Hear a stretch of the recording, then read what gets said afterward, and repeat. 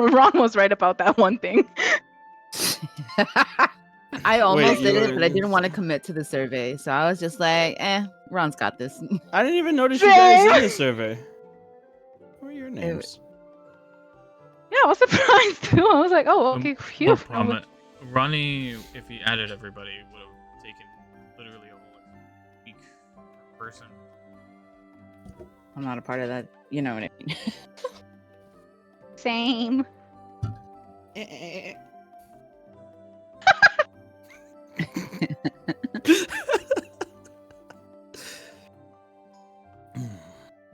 recording for the sake of recording. Right, so half an hour past start time. Are we ready to start yet? Absolutely. Absolutely. Streaming. I've been ready. Been ready. Just the fuck up, Aina.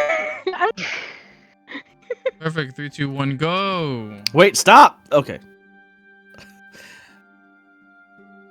Good evening, everybody, and welcome to tonight's session of Once Upon a Roll. I am Zen, the DM, and I am joined here by Azul. That's where you say hi. Hi. Before I start doing it. Yep. Persephone. Hello. Fredericka. What up? Melody.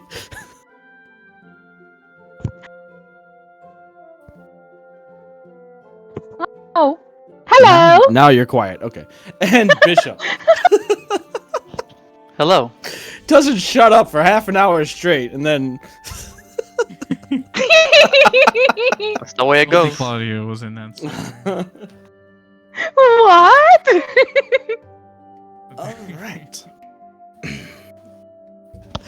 So, tonight, we will be side questing. What that means is we are going to be running a one-shot like session with the people who have showed up. And to give you guys an idea of what we are getting ourselves into, I will put on my nerd face and read the quest prompt, which you have accepted by default because it was the one that you didn't take last time.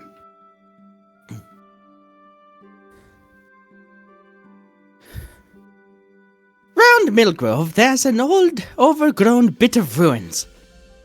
Used to be an old town of some sort. Destroyed in one of those stupid wars with one of those stupid countries. Can't be bothered to remember which. Point is, just so happens conditions there are better than any I've managed to replicate for growing herbs for those medicines and potions y'all wardens keep me busy making. I make the trip out there myself once every couple of weeks or so to cultivate what's full grown, tend what's not, and just to get away from the smell of burning pastry and fruit wafting over from Dia's place. Anyways, point is, last I went out there, I saw some strange tracks heading into those old ruins, and some strange shadows shifting about from within. I amn't and willing to be going back there until someone figures out what in the hells is going on and fixes it. Signed by the proprietor of Gil's Special Swills and Supreme Master Alchemist, Gilderbon Bondergil. From the town of Millgrove. You guys will remember that as the town with the well in it. Oh no. Oh my god, no way. Fuck. Okay. My worst enemy. So, Fredericka, you are actually the one reading this posting right now, as a few members of Phoenix Group have gone off to Glimmerdale to take care of some other quest while you were busy working around the camp. You take it, fold it up, and walk out. As you can see, as timing would have it, the wagon with a number of your Phoenix Group compatriots heading back into Twin Hills.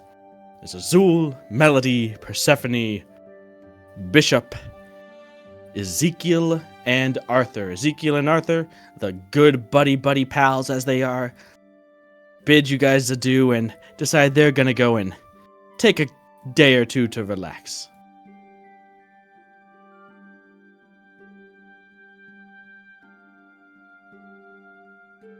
So, just so it's clear, you guys are Azul, Melody, Persephone, Bishop. You guys are just making it back now from your time in Glimmerdale after our previous side quest. You hitch up and return the rented horse and carriage as you see Fredericka outside of the tavern there and heading towards you. I'm gonna Take wave it the away. paper. What's up? I'm waving the paper. You're waving it. All right. Hey, I know you just got back, but like we're probably gonna do something. I'm ready. I've been ready to do something. I'm ready to do something. Hopefully, well, I don't know about this place, but it's like a redemption for myself. Maybe. Well, anyways, there's more important things than my personal feeling. Anyways, take a look at this. I shove it. Who do I see in front of me? Who came back?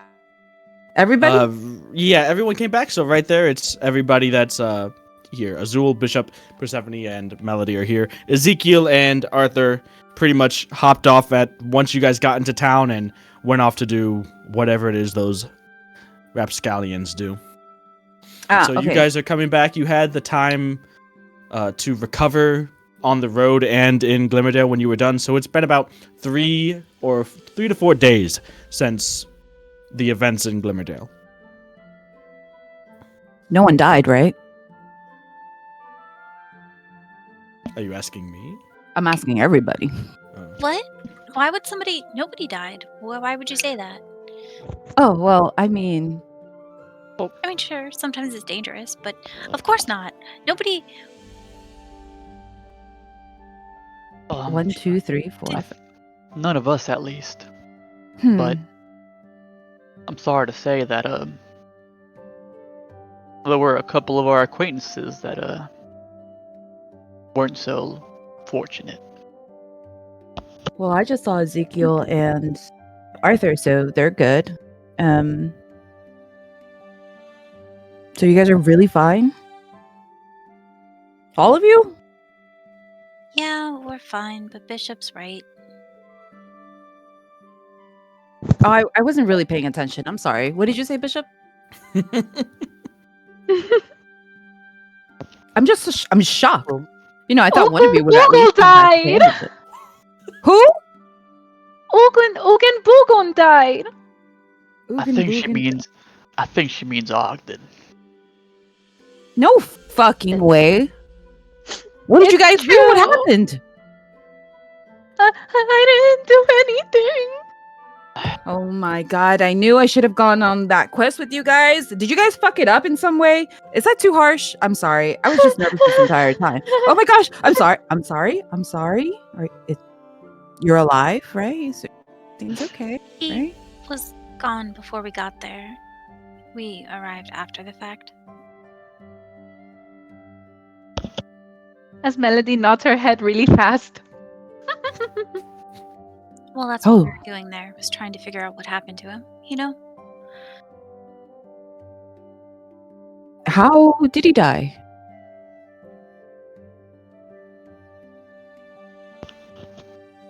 Was it suicide?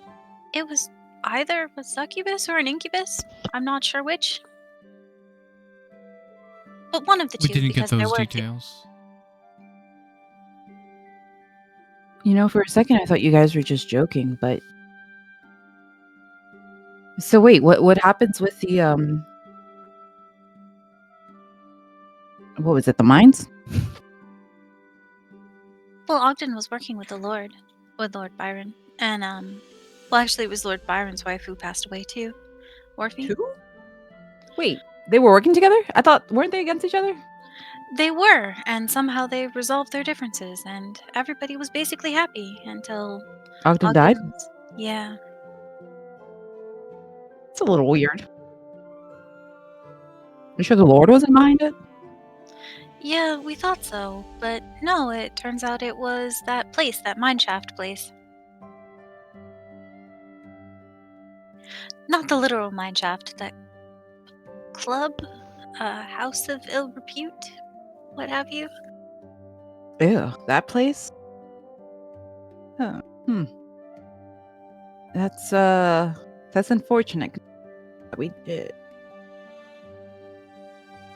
So what now? I guess, what was his name? His wife died? Or the mistress? Is that the person you're talking about?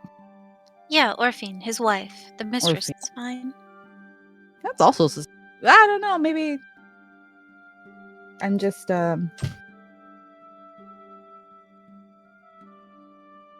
It's a lot to take in, but I know that Ogma is watching over.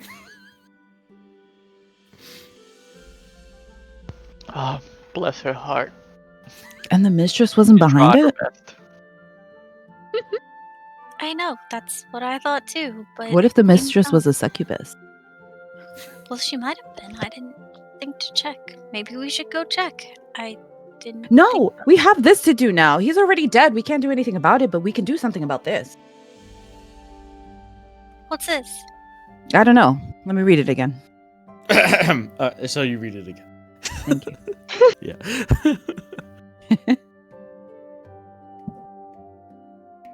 Do you recall that place? Do you remember? I remember. I remember. It's a bit unforgettable. Yeah. Hard to forget.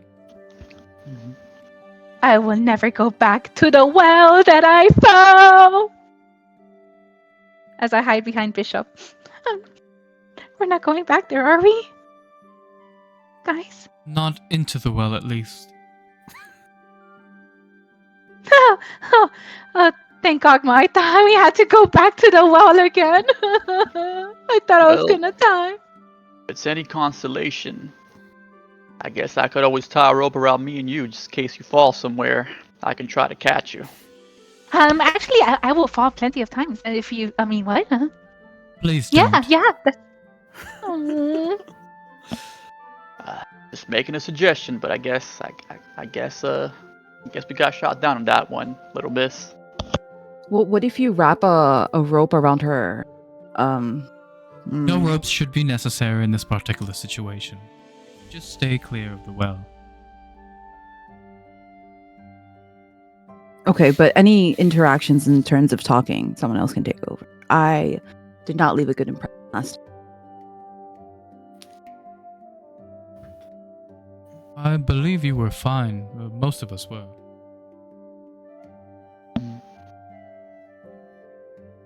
Fred, you were great. It was the slimes that were bad. Yeah, fuck the slimes. I'm talking about the cookies. Was it cookies? I forgot. The cookies Yeah. needed a little work, but they weren't too bad. The posting mentions that. Well, I'm glad I missed out on those cookies while I was still breathing. You'll have another opportunity, I'm sure.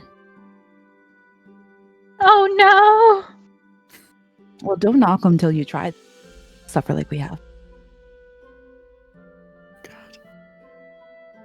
So, the town of Millgrove is about a day's travel away. It's not that far from Twin Hills. And if you set off now, you might be able to get there perhaps just after sunset, or you could wait until the next day. Up to you. It would be quite a long amount of travel for you guys that just got back into town, but your call. We'll talk about burning the candle at both ends, huh? But what was that, Azul? I mean, we get a wagon again, fresh horses, and Fred can drive. Everything will be fine. We can relax.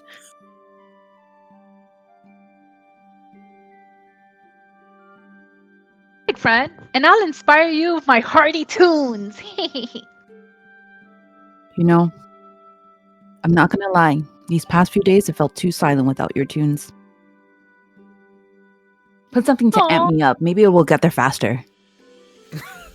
I'm sure with some actual inspiration behind you, that should be feasible. So we should go now? I mean, I don't see why there's worth waiting. You guys already waited. Might as well wait more. I mean, not wait, but like, chill, relax. The wagon.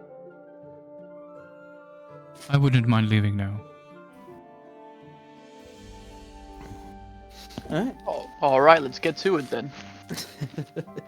So you guys go and rent out another cart. That'll be 5 silver, Bishop, since you're the one that always pays for that. Thank you. Well, I guess I'm stuck being this group's daddy, but that's what I signed up for.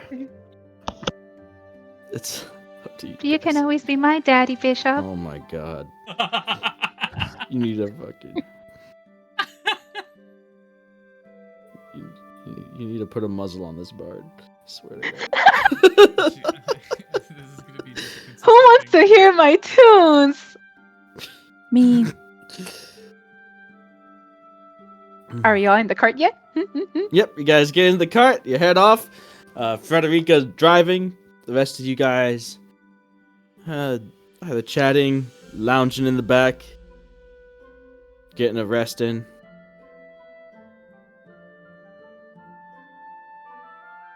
Bells, aren't they neat? Wouldn't you think my collection's complete? Wouldn't you think I'm a bard? A bard who can cast anything. Are Anything? you actually inspiring me? Anything.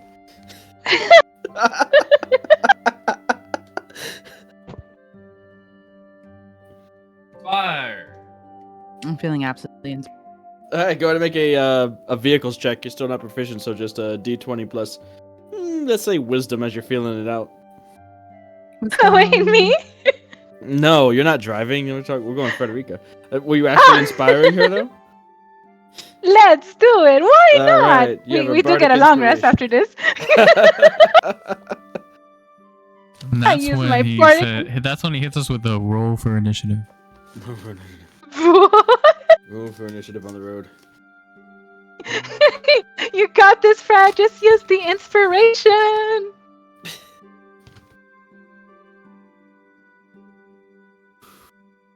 $14. 14. Good enough. You managed to keep the cart on the road, the horses at a good pace, and without tiring them out. Occasionally, Bishop, you stir from your rest just to check on how it's doing, and she's doing just fine. No need to intervene, just Let her do what she's doing. A few hours later, you see Millgrove in the distance.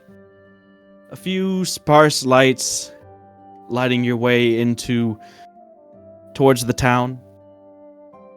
By the time you enter, it's mostly quiet. Not much activity going on. The sun has set about an hour prior. You find the stable master who yawns, takes the reins from the horses, and guides them back as you head to the local inn, the Sweet Dreams Inn.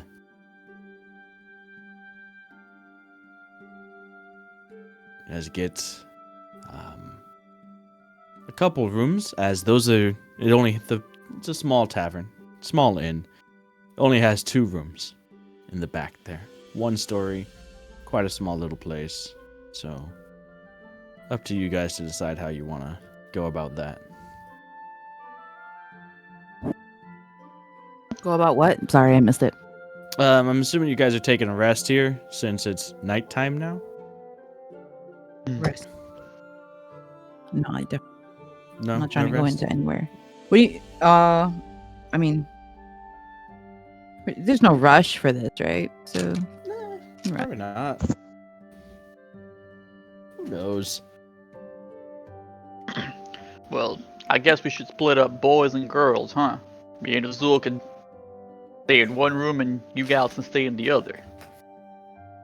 Does that sound fair?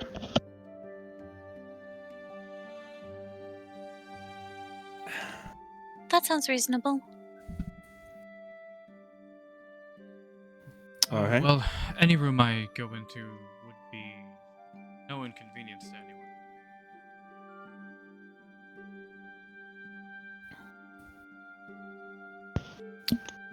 Sounds like a plan. Okay.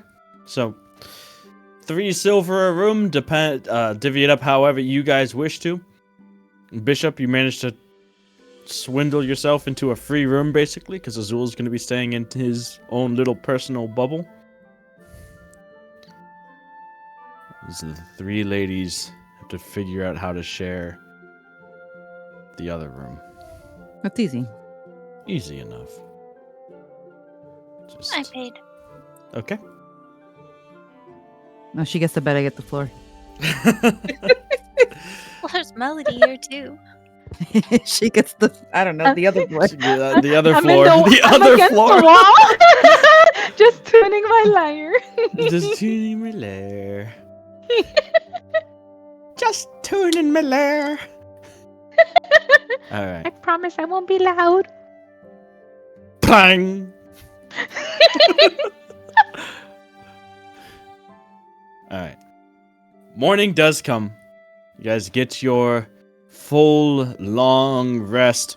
You wake up to the warmth of the morning sun and the scent of Millgrove, which is that of the nearby fruit orchards that surround the town itself. So, just ripening fruit on the branches of trees and that Ooh. smell wafting into the town itself.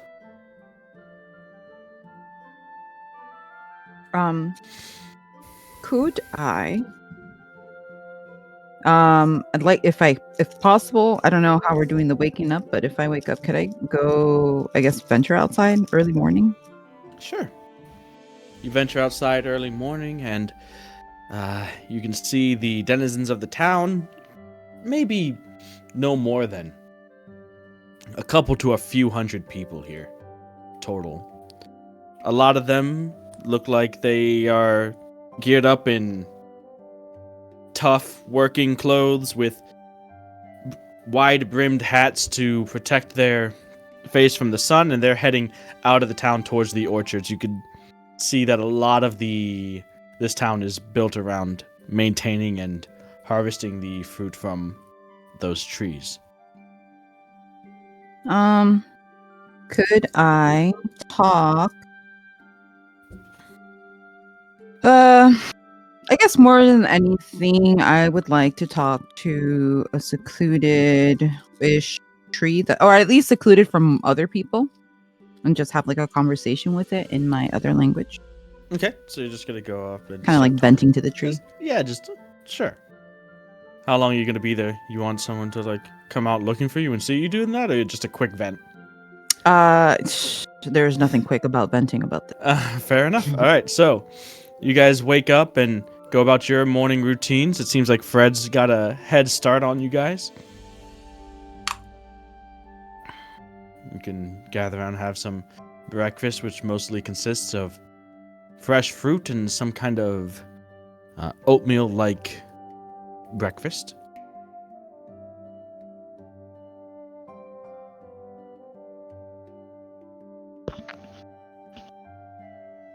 Well, I'll be damned, Azul. That little magic orb doohickey thing was a real thing, huh? I guess they weren't talking nonsense before. Yes, Guess believe Zeke it's- wasn't full of it. Yes, I believe it's left quite the impression on everyone. Pretty impressive.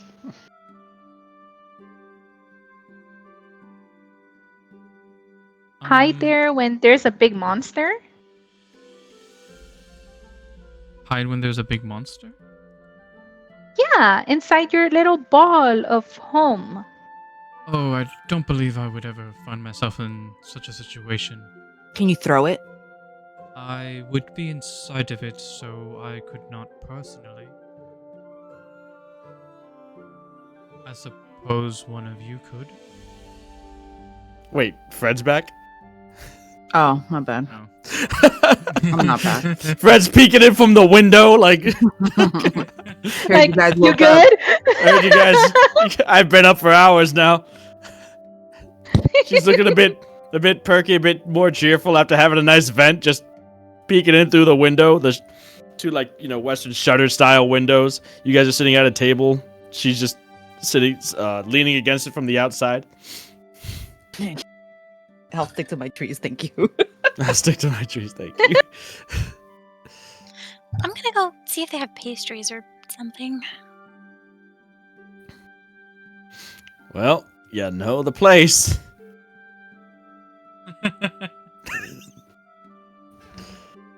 No, here at the I'm gonna go pester like who's ever at the bar. Oh, okay. I'm just gonna like, are you sure you don't have pastries of some kind? I mean, not particularly. I could maybe put some. I've got some jam from the orchard, some apple jam, and some breads if you wanted to have something like that. But as far as pastries, no. Okay, yeah, that sounds good actually. If it's not, I mean, yes, please. You asking to buy a jar, or do you want just a piece of bread or toast with some jam on it?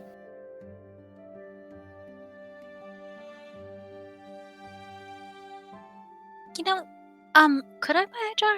And then also if, some toast. Okay, sure. So, a few slices of bread, toasted, plus a good-sized, like, mason jar with some twine, like, sealing a cloth cover of this fresh jam. 2 silver.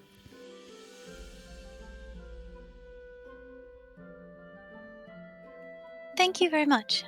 No problem. So I approached. Oh, sorry. Go ahead. Oh, I was just gonna say, may I approach the shopkeeper too? I'd like to buy a jar. Alright, sure.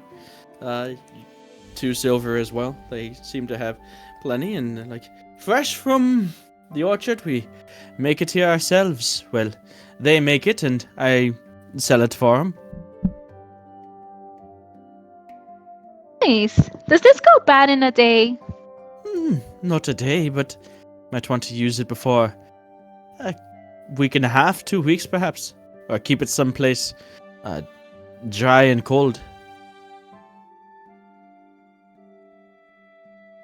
Sounds like I'll keep it with me. Thanks, shopkeeper. Keep the change. I'll give you 3 silver instead. Oh, well, thank you, ma'am. Nice gal. Nice. Skipping happily away. La la la la la la. Tra-la-la, indeed. Alright. Do you each have your jar of fruit? Persephone, were you doing something? I was wondering if Fred was back or not, because I would be going to look for her now. She just popped in to the window. I don't know what she did after that. Headed back out to the trees, or did you swing around, Fredericka? No, I misunderstood the first part because I thought you said we all ended up going to eat after that. Oh, okay. So you're But- still no, just but I'm still with venting the at your trees. Okay, Yes. got it.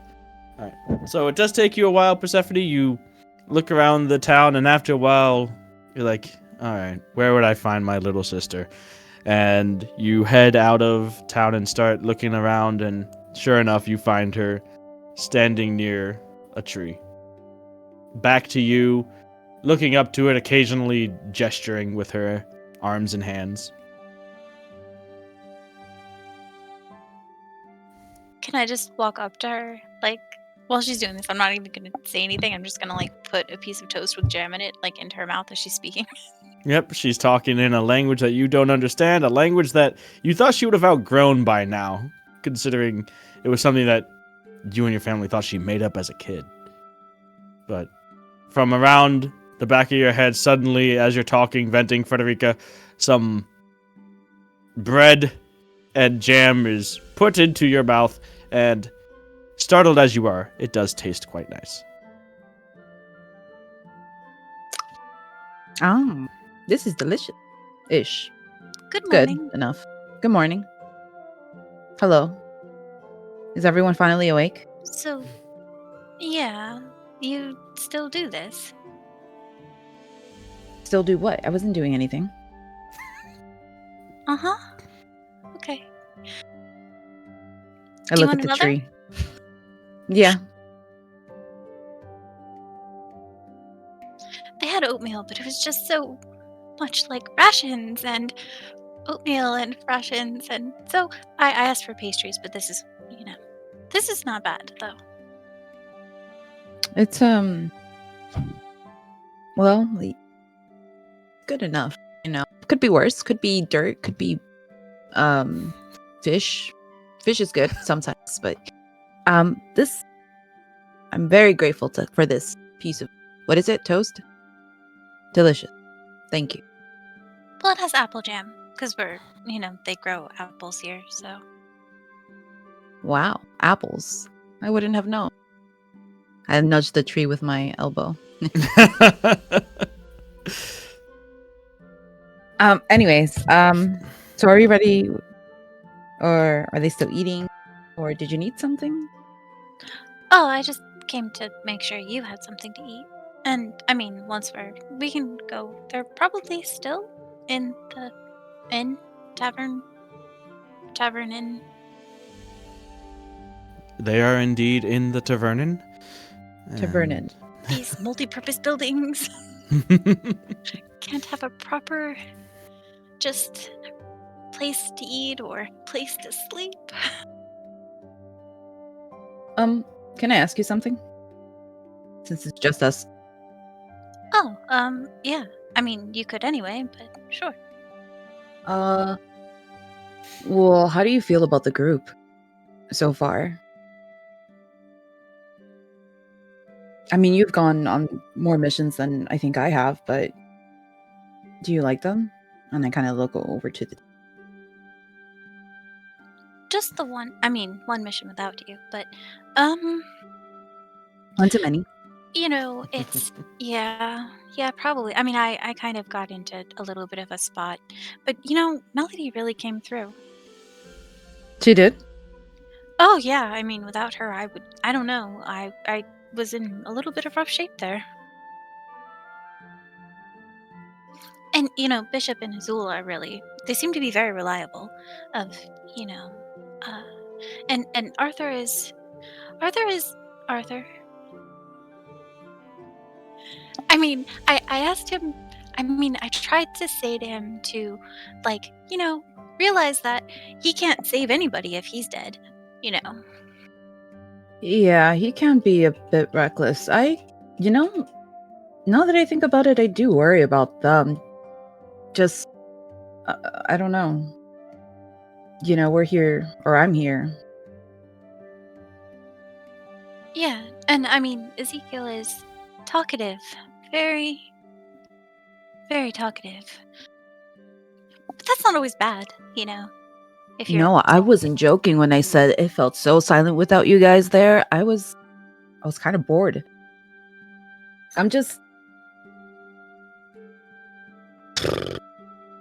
It's just, I don't want it to be like it was before. Similar to home, where everything felt so restrictive. And here it doesn't feel that way at all. So watching them be however they are is exciting almost. A little weird sometimes. I don't agree with all their actions, but I guess I don't always agree with my own actions.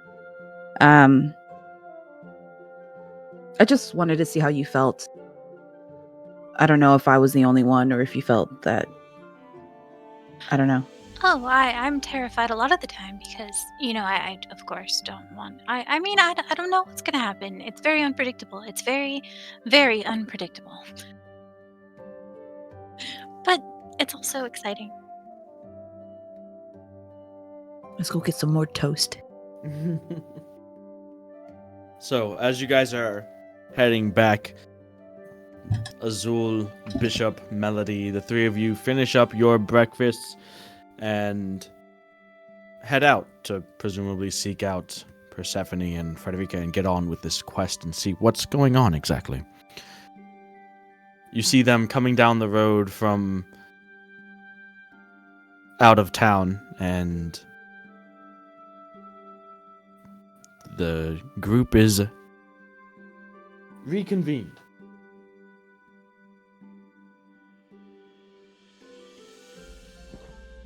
So run it by me one more time what this quest is. Are you asking me? Yeah, actually. Okay. Sorry, I should have said that. It's alright.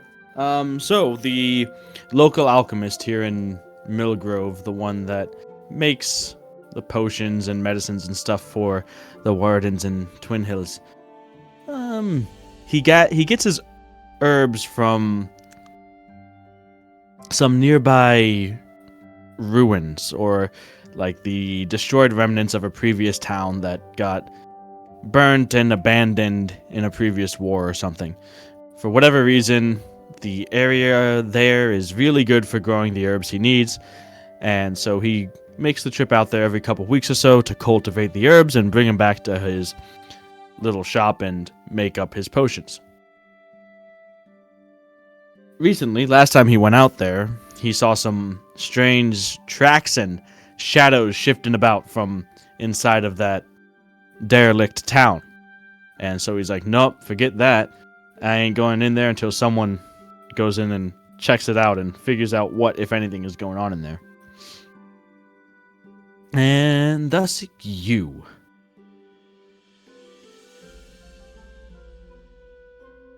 So his name is Gilderbon Bondergil, and according to the posting you have, he has a shop here in Millgrove.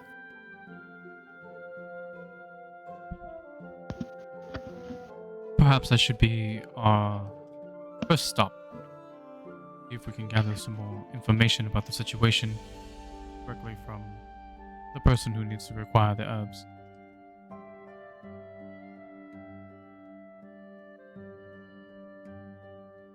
Well, yeah, I suggest we do go see that Gilderbon feller before it gets too late.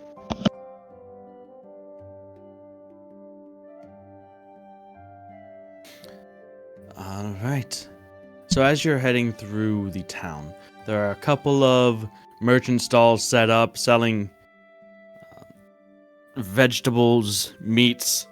You pass by Dia's Bakery, the Minotaur, and It's a small enough town. Just look for the signs, and on one of the 3 streets in the town, you find Gil's Special Swills.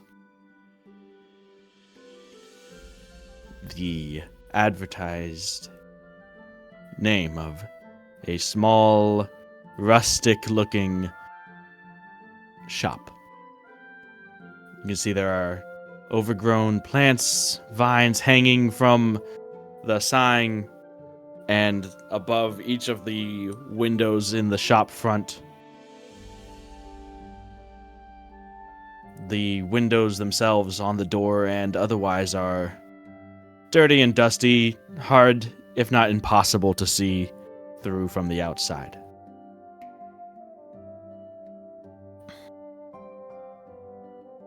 Are we sure this is the place?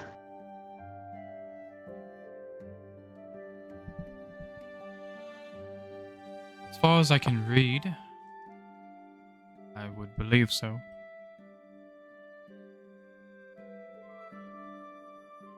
Sounds like nobody's cleaned here in weeks.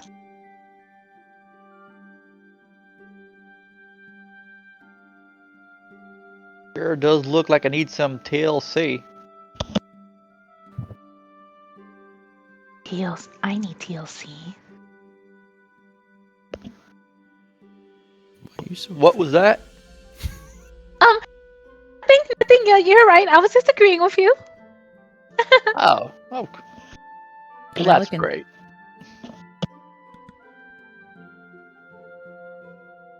Going. Where were you going?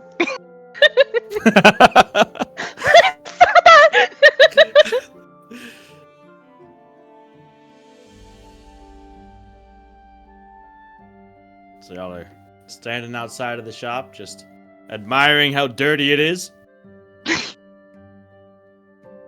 I mean, can I peer? Is there a window or a hole?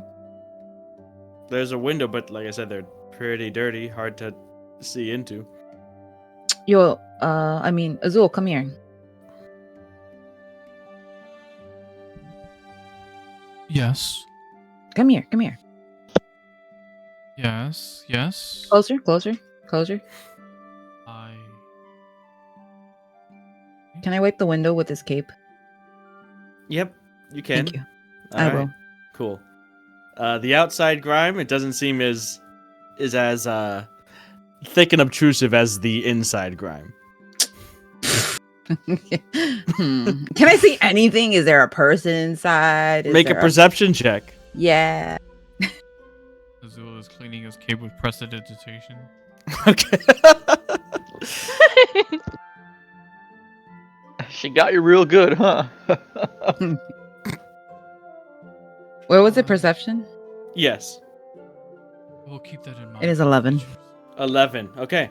So looking in, it's kind of difficult to see anything inside. You can make out a few tables with some plants on them, maybe a few vials of multicolored liquid, perhaps, but you can't see any people, and you're peering down and around until you come across like the lower left-hand corner of the window nearest the door itself, where you spot resting on the sill on the outside a closed open sign with the words open pointed outward.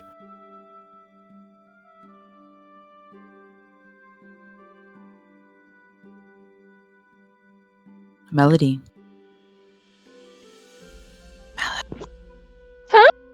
Me? You should go first. I'll be right behind you. Oh, yeah, of course. I got this. Okay. My hero. I got a question real quick. Why are closed doors and bridges the bane of any sort of D&D party? I don't get it. It's crazy. Because It's we need to crazy. see- we're like What are you vampires. doing? Can you tell us, stream? What if she opens the door and like Persephone's just been watching this happen. She's Yep. just like, Mhm. Her arms are crossed. So she's gonna walk over and just open the door now. All right. So, so the door opens outward. You open it up, and immediately you are accosted with a variety of strong fragrances that just buffet you from within. That's why. It's like all of a sudden you are in the middle of a JCPenney perfume. Perfume on. Oh my. Poison. Get her Okay. away from the No, door. it's fine. It's just. Mm-hmm. Oh my. Melody, do something. She's been poisoned. Jesus Christ. Y'all are trolls. The stupid is spreading. Oh no. Stand strong like steel, Persephone. No, this is strong, but not poisonous. You guys are Ah. funny. Roll initiative. Alright, so you guys are walking in, or? Absolutely. Alright, so you guys head in. Small brass bell announces your entrance, and you can see, peeking up from behind a table, is a halfling man. Dirty blonde hair, at least what's left of it. Pretty much completely bald on top, even though the sides are fairly long. The mutton chops he's rocking, though, are full and thick. And he peeks up at you and sees the five of you walk in and greets you with a hearty, "Oh, hello there! How are you doing? Welcome to Gil Special Swills. My name is Gilderbon Bondergil, and I am this town's resident alchemist extraordinaire. What do you want?"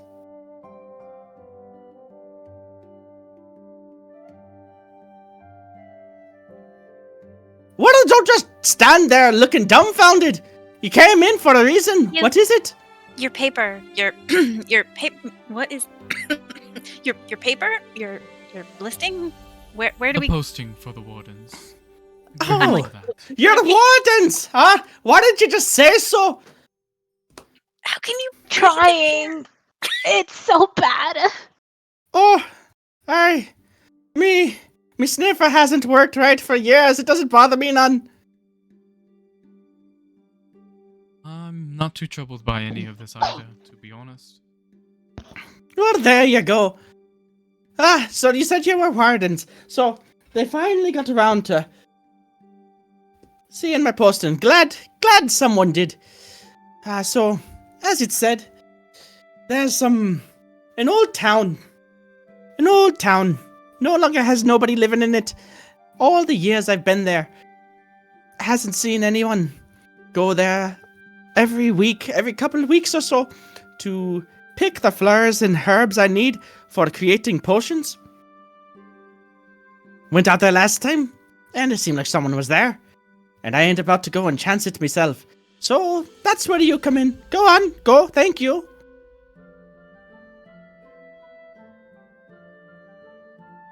Well, anything else? Any ideas of Um. what of creatures could be in there? No, like I said, I saw the first sign of trouble. I turned around and hightailed it out of there. Look at me. Why would I go? And I'm not meant for fighting. You lot, on the other hand, you look like you're ready to fight. So go do that.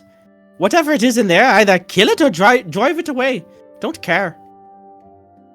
Guys, he's right. Look at him. He can't even Where put do we half go? a fight. Which direction? It's not far. It's not far. It's only about a couple hours to the west of here. Just take the western road out, and when you reach the end of the orchard, after traveling about another 15 minutes or so, you'll see a path starting off towards a small bit of woods. Follow it through there, and you'll find the town in no time.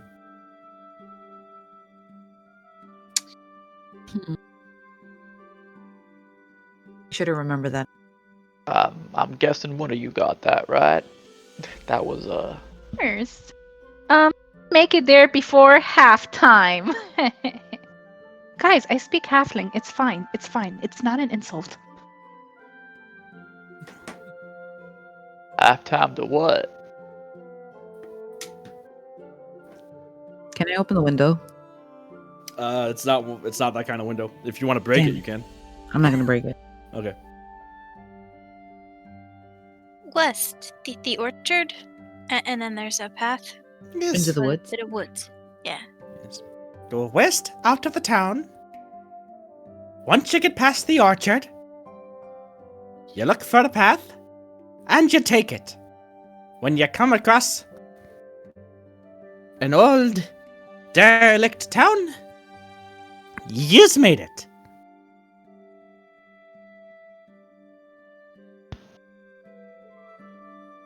Thanks. I think. I mean, yeah. Thank you, sir. Not a problem. Lap, I Anyway. think we got it right. Right, Persephone? Yeah. You got it right. Yeah, she's nodding. She's trying to hold her breath. More reason to get out of here, I guess, seeing as you can barely breathe.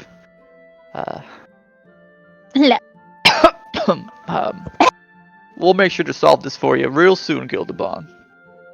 I appreciate it. See you later, Guillermo. It's Vagabond William or something. All right. Oh. Thank you for visiting Guild Special Swills. I hope you come again. Now get out. Just waving as I leave, like with my back turned, just a wave as I'm walking out the door. I leave trying to recite the directions. Okay.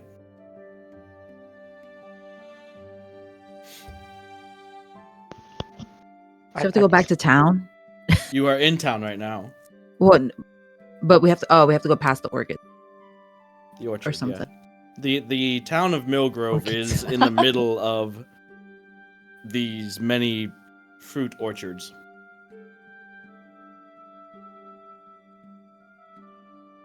So we gotta find west. Let's head west. Lead the way. Yep, well, I got this pretty convenient little trinket if you want to use it. Supposed to always point north, so we use it to go west. Make sure we stay on the path. You pull it out and see which way is north, and like that, you know which way west is. Easy enough. So you follow that path out of the town and towards the end of the orchards, and sure enough, a little ways after, there's a path that leads off of the main road. It does seem a bit beaten up, a bit underused, but you follow it nonetheless. It takes you through a lightly wooded area until you start to see signs of a civilization or signs of civilization, but like broken fencing, collapsed stonework, some wagon wheels that are cast aside and overgrown with plants and grass, until you begin to see the remnants of this town that Gilderbon had spoke of. Many of the buildings partway are fully collapsed. Barely a sense of a main road, as many of the buildings and many of the buildings have collapsed into the road. That and a lot of the natural plant life has begun to reclaim this area. So it definitely looks like there shouldn't be anyone here. Doesn't seem apparent. No one seems to be living here at the moment. It's a relatively small town, maybe about the size of Millgrove, if a little bit smaller. But that's what you see at first glance. You are maybe about a couple minutes outside of the entrance to the town.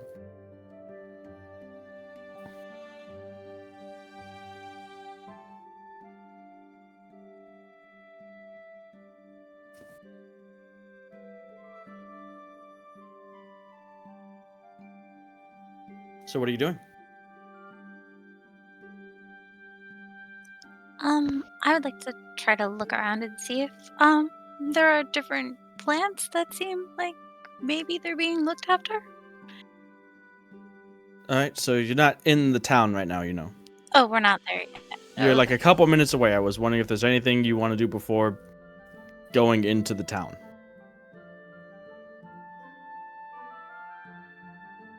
No, you guys can just keep Well, going. Just we, let we me know. should probably maybe try to like. I mean, do we want to kind of be quiet, or are we just walking in? I mean, I don't know what we're walking into.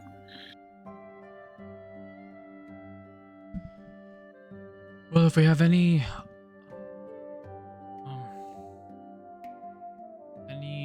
inkling of an idea that might be dangerous, we should play it as careful as we can.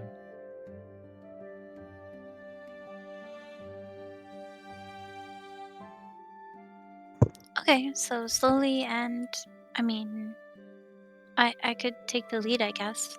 Maybe have. Well, Freder Bishop, do you want to take up the rear? Well, I don't mind it. I can definitely watch our backs. All right, sounds good. Okay, Jungle, so- mighty jungle. So, if you guys are approaching sneakily, slowly, stealthily, go ahead and make stealth checks, everybody, as you approach the town.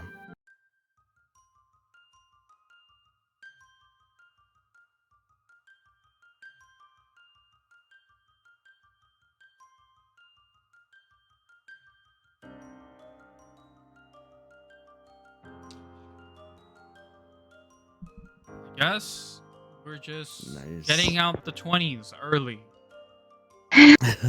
Gulp. Very mediocre, other than Azul, who is super stealthy. Azul's like, I'm just gonna go into my little orb, carry me. No, I'm here. In the jungle, the quiet jungle. As I'm like strumming my lyre and not being stealthy. I'm doing it stealthily. Quiet strumming. Pianissimo. Oh my god. Oof. Alright. Oof. It just sounds like a box of cans.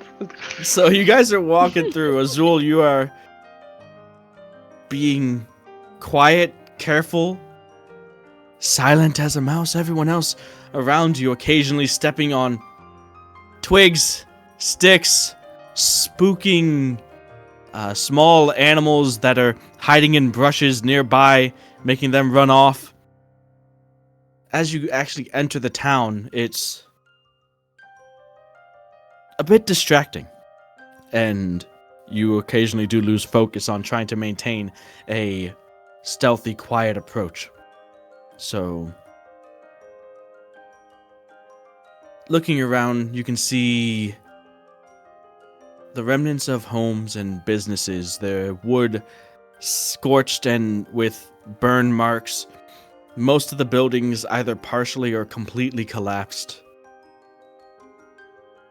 Lots of vegetation and plant life that is reclaimed and either grown up the sides of what buildings remain standing or nearly completely overtaken what remains of them. You try to stick as close to some sort of semblance of a road as possible, but as you're walking through, I guess Azul, you wouldn't notice as much, but you all, the scent of the area is musky. Like, fittingly enough, as Melody was strumming along. Kind of like thick with that sort of jungle type of air, a little bit. Obviously not as overbearing as an actual jungle, but you definitely have that thick plant life smell going about here as you continue forward.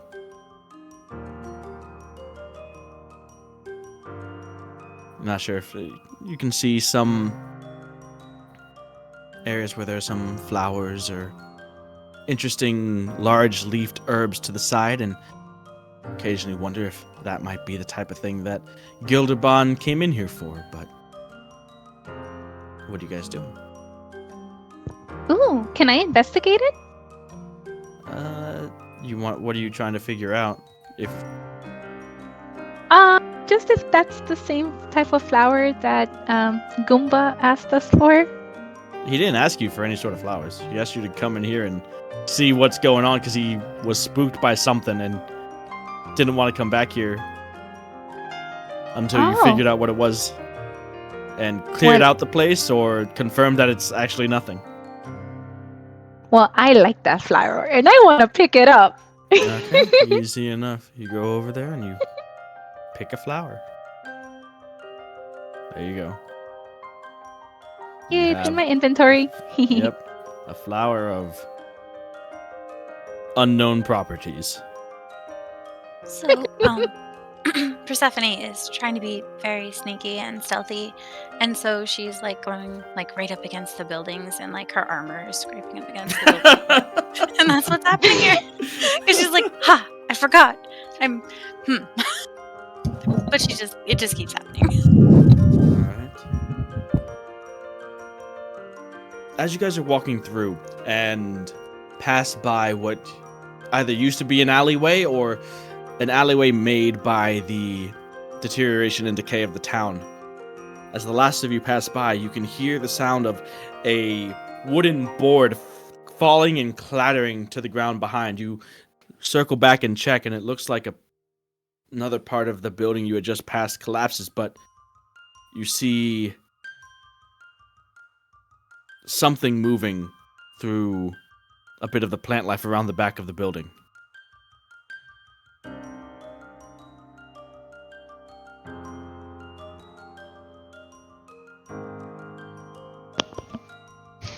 Wait, did anybody see that? Or does anybody else see that? Or gonna go try to see? I could have sworn, I saw something move.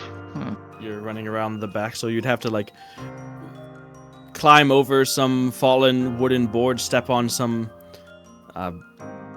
bits of the building that had collapsed, and make your way through some thick vines and plants. But by the time you get around the back and push some overgrown brush and thorny vines aside, whatever it was, it's not here anymore. You carefully climb and navigate your way back out.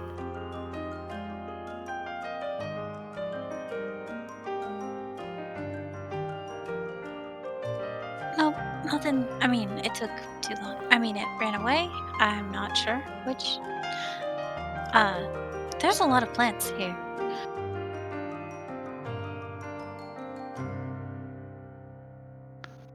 It might be wise to not mess with all these plants. We're not quite sure what they could do to us. But we did see something move, right? Or was that my eyes playing tricks on me? I mean, I swear I believe I saw saw it something. too. That's why I went in there. But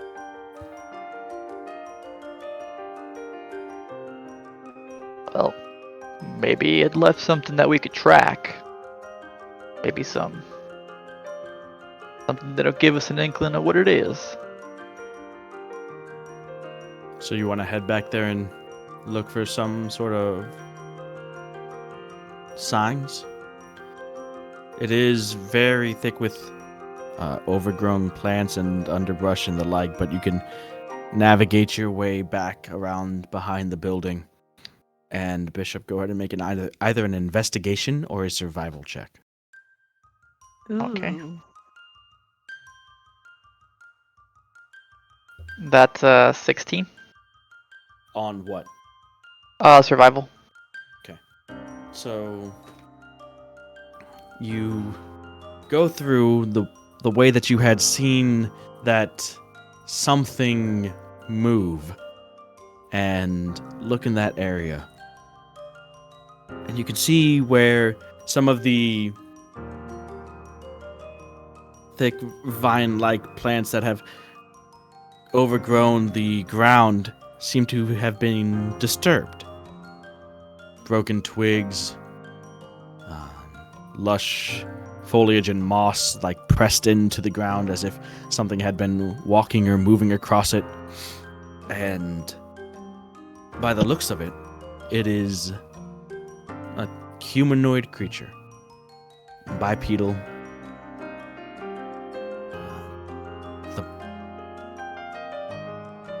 It looks fairly human by the shape, at least from what you can tell. It looks like the bare feet of some humanoid creature is what left these tracks. And you can see it. You can follow it through. You guys can hear Bishop making his way through brush and pushing plants aside and ripping some of like the crawling vines off of the walls to make room for himself as he does. And you end up coming out at a nearly what's left of a household. A structure that only has 2 walls left. Most of the walls seem to have caved inward. The roof is almost entirely gone, and there is little remnants of any signs of a previous inhabitant or owner. But that's where the footprints had led out to.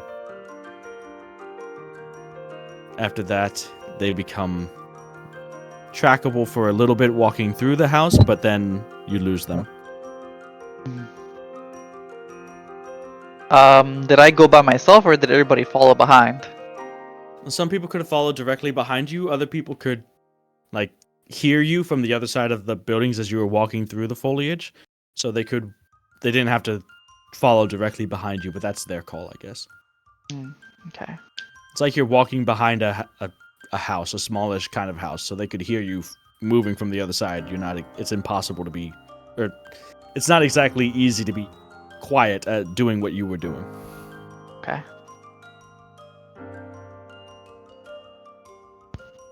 So I would just make sure that they, that they know what I was doing, let them know what I found, and kind of, well, hey guys, it looks like I found something here.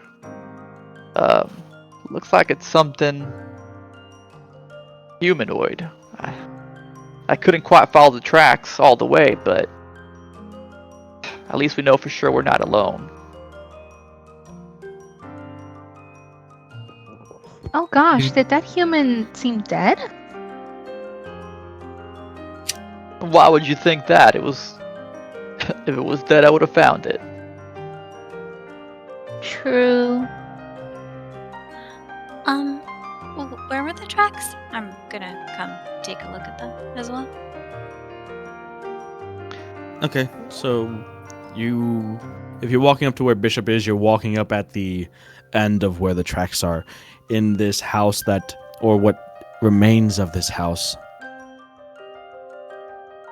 You're walking over broken furniture, collapsed ceiling, and what remained of walls and lots of wooden planks and splinters.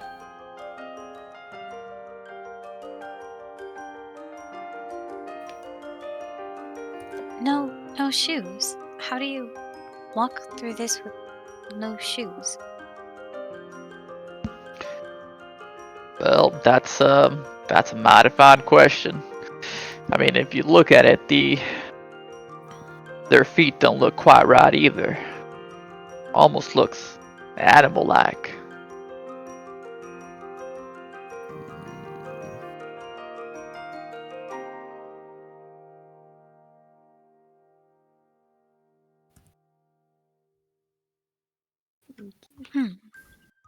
Don't think I said that. Didn't you say it looked like bare No, Like bare feet? bare feet. Yes, like as in no shoes, not like the animal. Oh, Sorry. oh.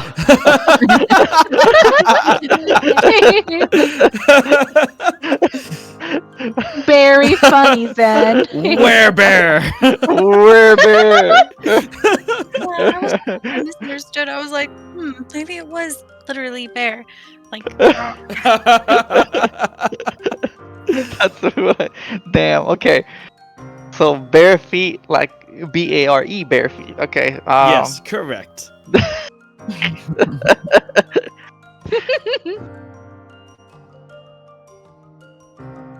So, anyways, So, anyways, yeah, you're right. How could someone walk around here bare feet? You think they'd be? You think it'd be really difficult, or they'd bleed themselves silly with cuts and bruises? but there isn't any, is there? In these tracks, they look like they're fine somehow. As far as I could tell. Whatever it is, I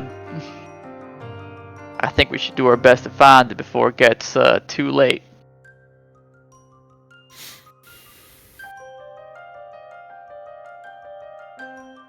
hello.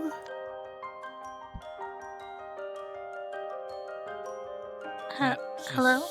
Behind you, standing out in the street outside of the home, kind of head down, a little bit sheepish looking, is a human man, young.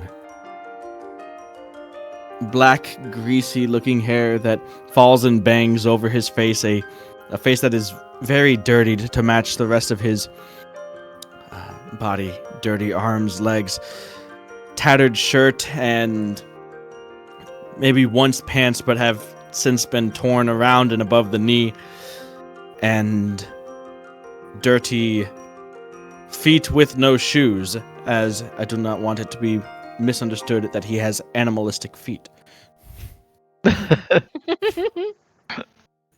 He looks at you and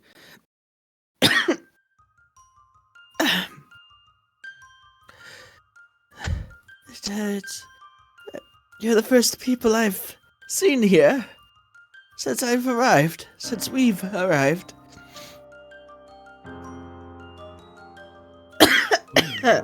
You mean there's We more of you? Yes, there are more. We came here looking for a new home. You see, it's been hard recent times. And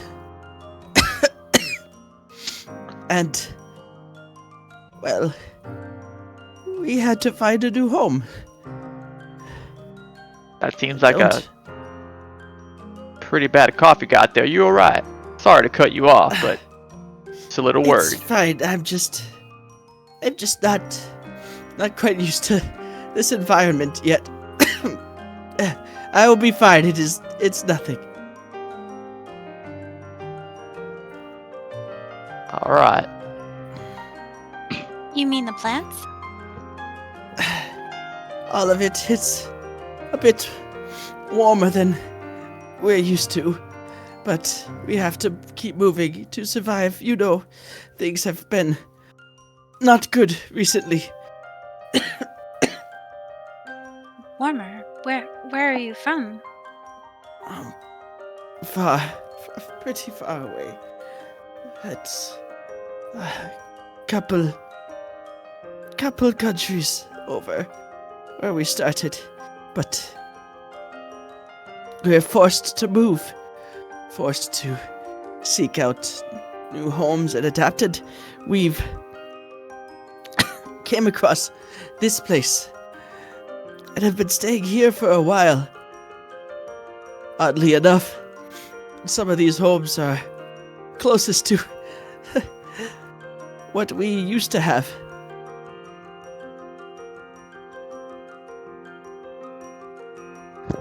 Happen, if you don't mind me asking. I'm sure you've known or seen or heard of The Rift said the war. It's worse in other places than it is here, that's for sure. Guys, this is the war we've been fighting.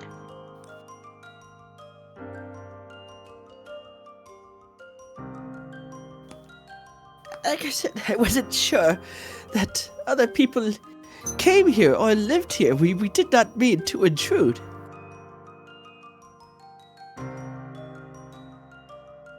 No, child, we don't Sure. reside Sorry. here. We don't take residence, though. I believe there's a town that's not too far.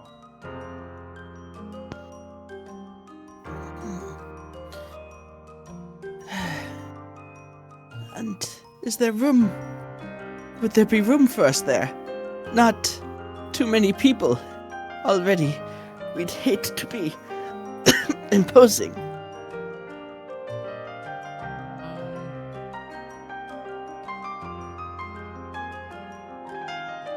And I approach him. Alright. You do approach him. Maybe- He does take a half step back. Let me see if I could do something about your call. Before. It's not a problem. Please don't bother yourself with me. If there is this place with people that would have us, then I should go and tell the others. We should go, if that is alright. I do. Like I said, we could stay here for some time longer, but I don't know how long we'll last.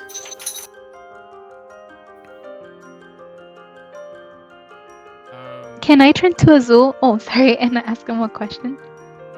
Okay. Just do Hey, it. Azul, do you mean the town with the apple jam? Well, yes.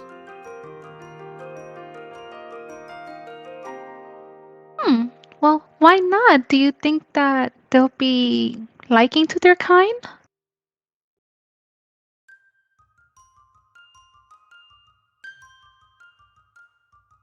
I would really like him to try all the apple jam.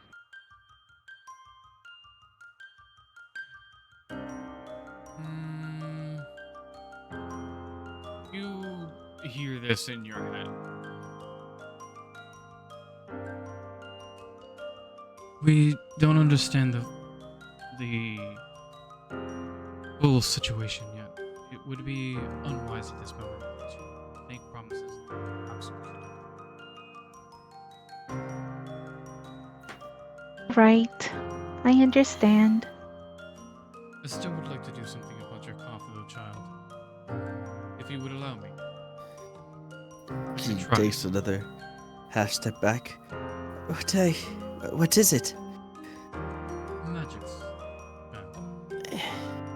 Restoration magics.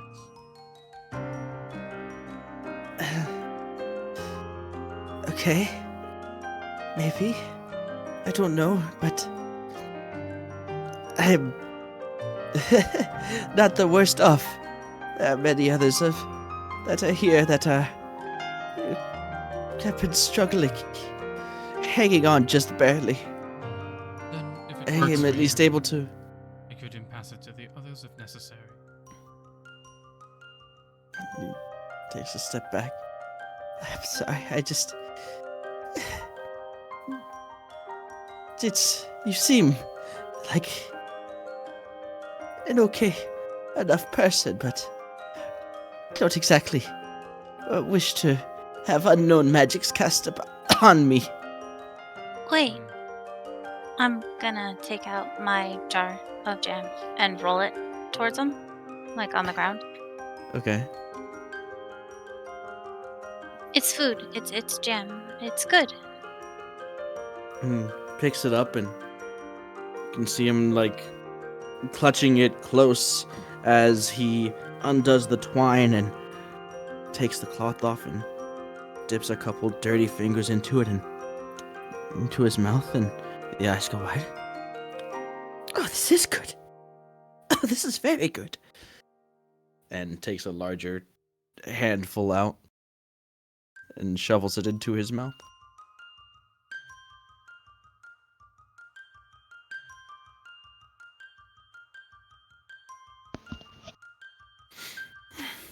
So wait, are all of you sick? Some of us are closer to not making it than others. We need to find a good home, quick. We cannot keep moving like this. So if there is a place that people would have us, then that is very good news indeed, very fortunate news indeed. I should tell the others if you are sure.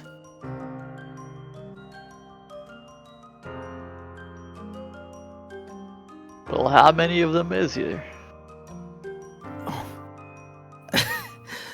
Dozens. Hundreds more, but not all of them with me right now. You see, we were the ones, if you would believe it, fit enough to make the journey. But if we could find a place, then we could venture back maybe, inform the others, bring them too. That is, if the people would have us. If not, we would keep looking. He, after finishing about half the jar of the apple gem, finally seems to have had enough. Licks his fingers.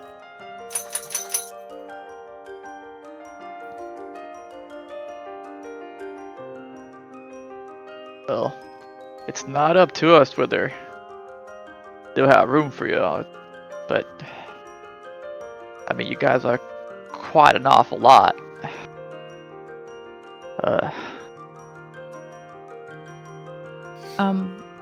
Question out of character. Hmm. Wouldn't there be like because they're affected by the Bloodlands, right?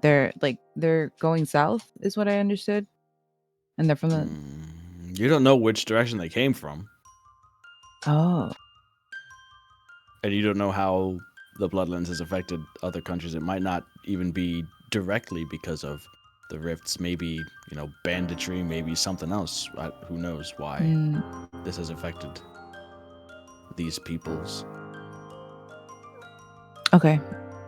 In character, I'll kind of ask again. So wait, where exactly are you guys from, or where have you come? Far. Come far. And not all of us from the same place either. Picked up some along the way, lost some along the way. Just North, west, east, south, far where? don't know how to answer you.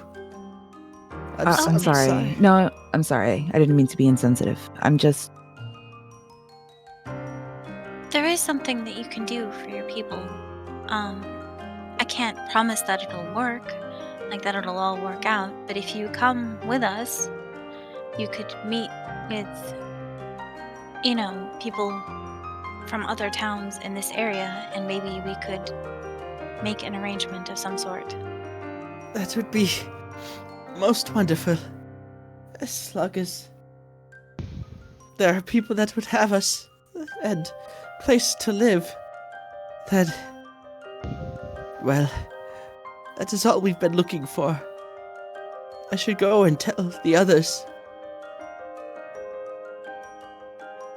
Am I able to just take a look at him and I kind of want to roll in for an insight check to see if what he's saying is true, if I can get any inkling of, he's. What are you suspicious of?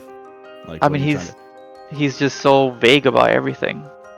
So it's just you're weird. So roll to see if he's hiding something, or Yeah, like in his facial features, if it adds You're up. not If he's sure. trying to- Telling the whole just story. go I ahead. guess. Yeah. Go ahead and make an insight check. Sure. Okay. 15. 15.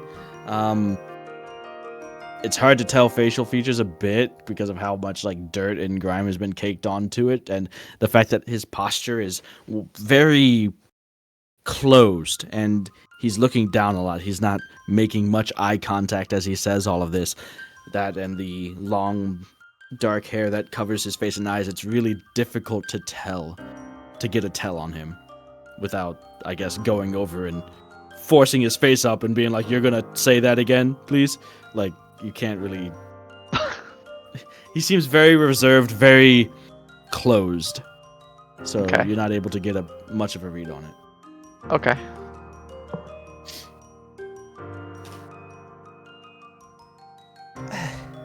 If you would like to come and see the others, maybe... Looks up to you, Durand, and you can see the hazel, greenish, yellow eyes behind the hair. That those magics that you spoke of might be of better use for them.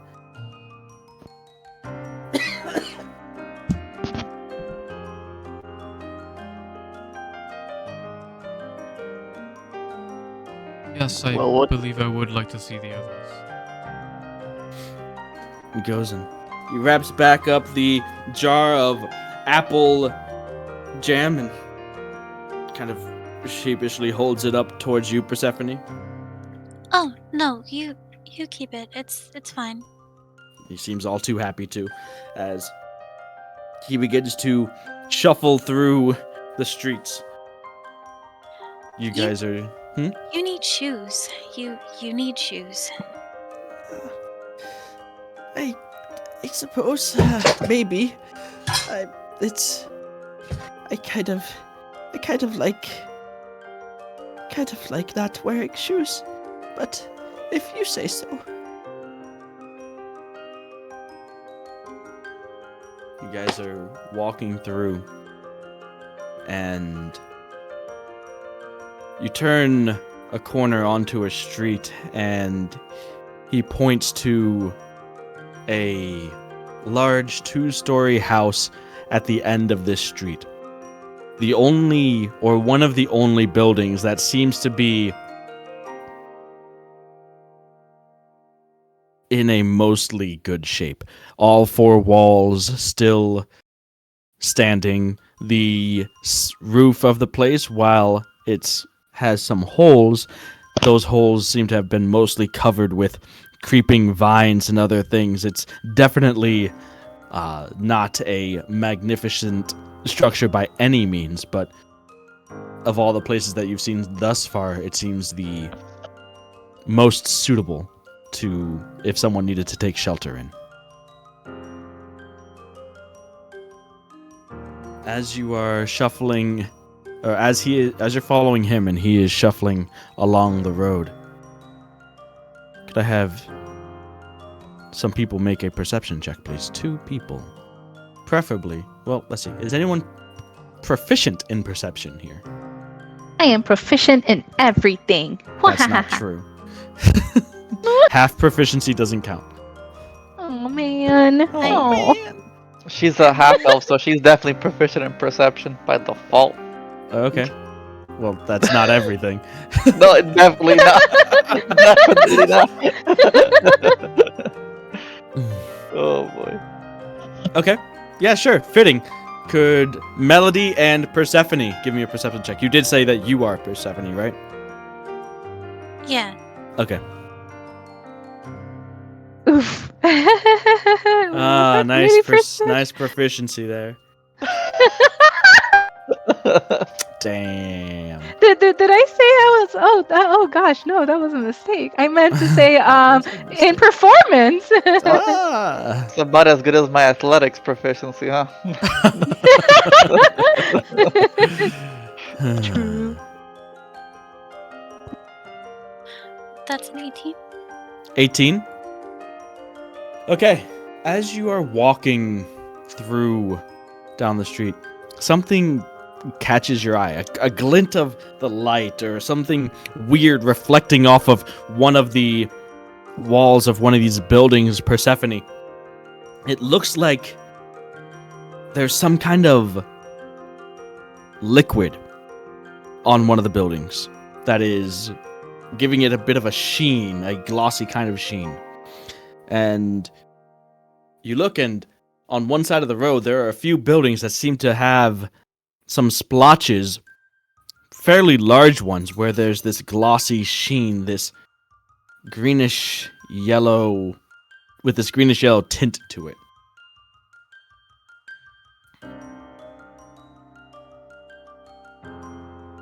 I'm going to,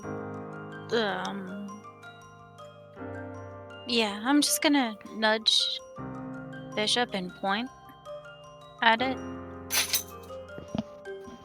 So he's walking, the kid that you're following is walking slowly enough that you have time to just slow your gait and check this out. Yeah.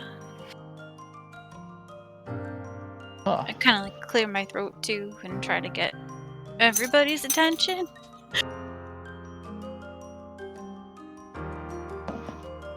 Well, what's that? Huh.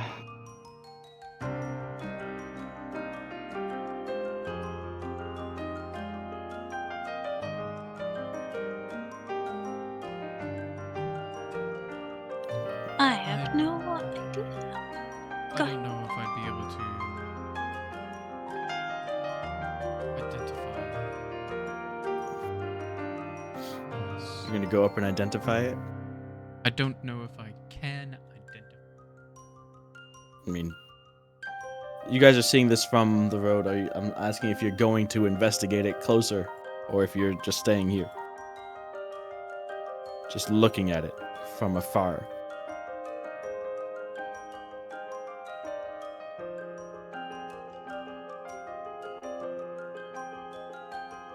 Y'all want to check it out?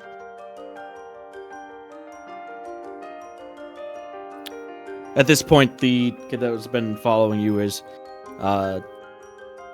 maybe 15, 20 feet ahead, and he turns back and looks and sees you guys have fallen behind. Is everything okay? Okay?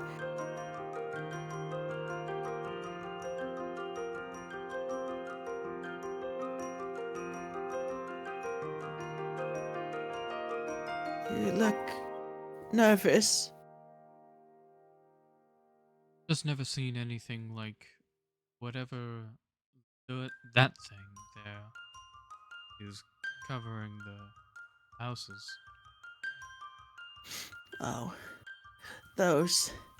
Yeah, they were here when we got here. It's part of the reason why some of us aren't doing so good. Had to fight them off. Disgusting, vile, horrid, nasty, terrible, evil, ugly things. What exactly? What was that? Slimes, oozes. Hate them so much. I hate them too. As Melody gets goosebumps everywhere just thinking about her recount. I don't want to fight slimes, guys. Well, I don't think there are any more. There weren't many when we got here. So I wouldn't worry about that. You're right. Maybe we should just continue our path. Right, guys?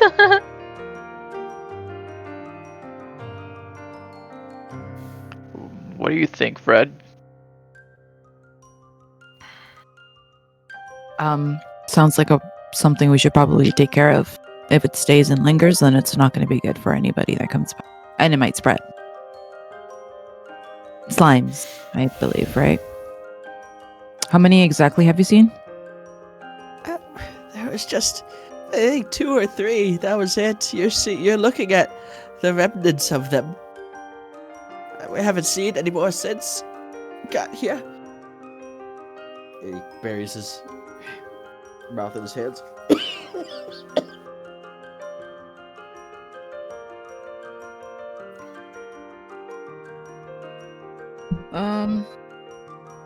quick question. Around us, is there like plants or berries or There's plenty of plant life around you. Like I said, What- this whole town has seemed to be, like you don't know when whatever happened to this town happened to it, but it's apparently long enough overgrown, ago right? that Mm. it's pretty overgrown. Yeah, it's Um, blending. It's starting to blend back into the woods that it was built in. It seems. would I be able to like inspect, I guess, like the berries and just a general conception of like everything is, I guess, poisonous or anything like that? So you're gonna Like from go the lab. around and investigating various Mm. amounts of various kinds of plant life there. Sure, make a nature check.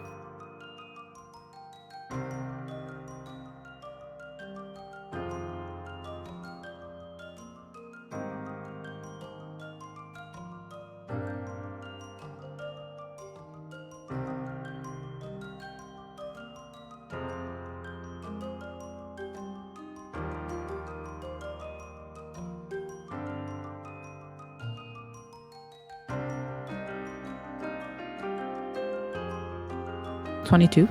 Ooh. So you investigate some of the plants immediately off the road. You do see some that have these flowering,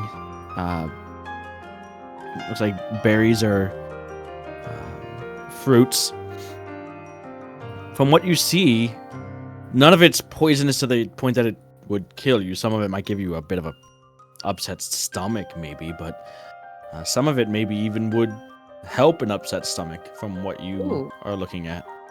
But there's not a huge variety in the space just off the road in this one part of the town, but you can see that there is a few different genuses of plant life going on here. It's not just vines and stuff like that. I guess the ones that seem more medicinal or useful, I would just plug a couple and give them to the person just to kind of be like, here, this is how like you can identify these if you ever see them or see more of. So these okay. Okay. Yes, that makes sense. Yes. And he stuffs some like into his shirt, the ones that you gave him. Doesn't really have much carrying capacity, and he's holding the jar of apple jam.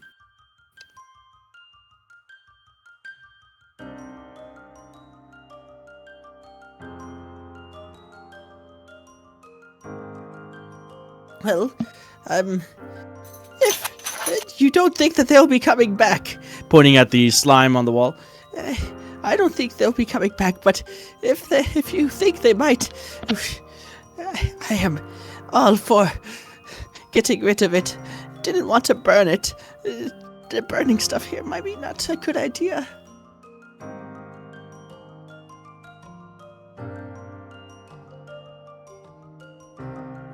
But if not, we should keep going. I should get back to the others.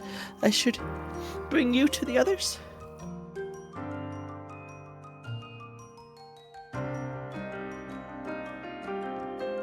Looks I at agree. each of you kind of quickly, then puts his head down again and turns and begins to shuffle away. What did you say? Oh, I said as I hesitantly agree as Melody that we should move forward.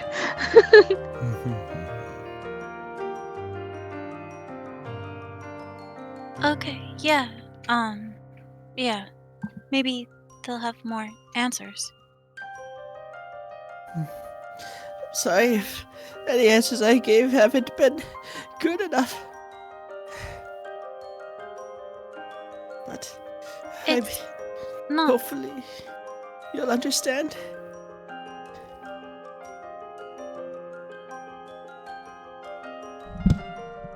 Sorry, what were you saying? Oh, she just let him finish talking. She was just gonna say it's it's not that what you said isn't good enough. It's just there are still many questions. Yes, yes. And as we get more comfortable in this new environment, we'll, I'm sure, be able to better communicate with you where we come from, and I just need to get to the others. And you guys are coming up on the large 2-story house now. Could I just, in Abyssal say, just agree that I'm sure we'll be able to communicate better soon? Like, I'm just gonna just say it. You but just say in that in Abyssal? Yes. Okay. Looks back at you when you say this. Doesn't respond. The head turned. The eyes squinted at you like, what?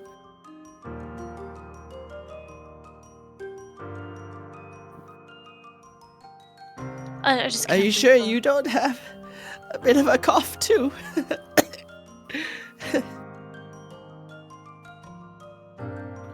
Oh, I'm fine. I just. Okay then.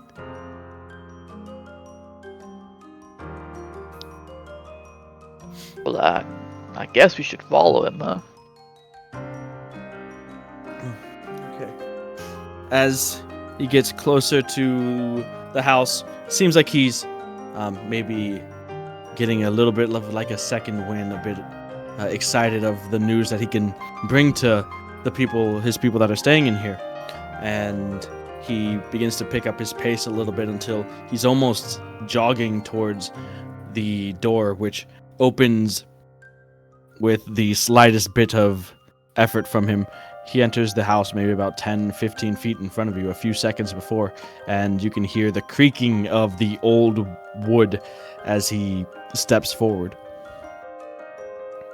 As he walks into the house, though, you guys are a few seconds behind him at this point.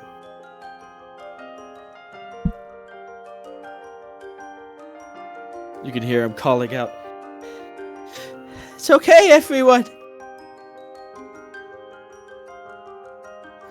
Hold on. Yeah, I have food too."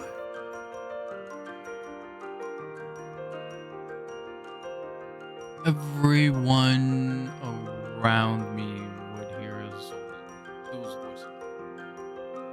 Okay. Be on your toes. Remember why we were here in the first place.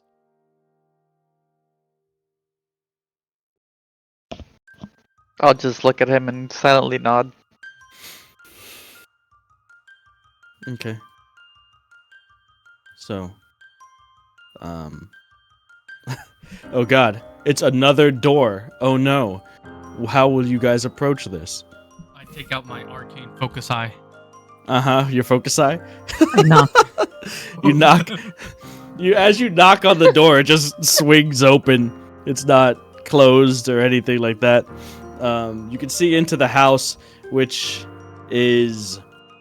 It looks like it's thick with dust, the way that whatever bits of sunlight do manage to make their way in from what parts of the windows aren't covered with plant life, or what parts of the holes in the roof allows some light to filter in. It looks like it's thick with like a cloud of dust.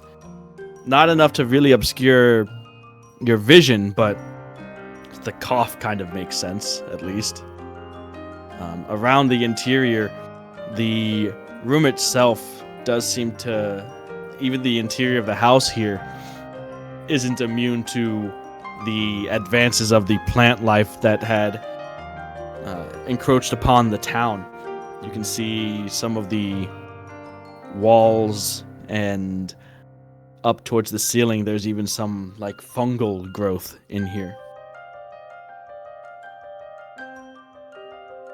This place does look like maybe at once upon a time it was nice, not bad. The floors are carpeted. What remnants of rotted and now moth-eaten cushioned furniture seems to have been worth quite a bit if it had been maintained or at the time of its creation. But as you enter into the foyer of this place, ahead of you is quite a large either living or dining area. You can't tell, but you can hear from further into the house and around a corner the young man's voice as he's talking to... the voice that you heard talking to him is from further in and around.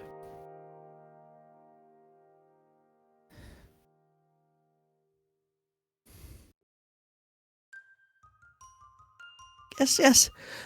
They are here. And he comes back out and sees, and you can see he doesn't have the jar of apple jam anymore in his hands, and he's like, "You are here, right? Yes, there you are. Hello."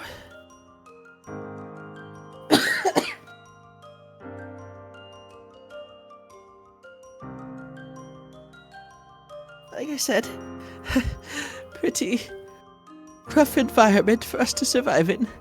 That's why we need to move on. Can't stay in here for long.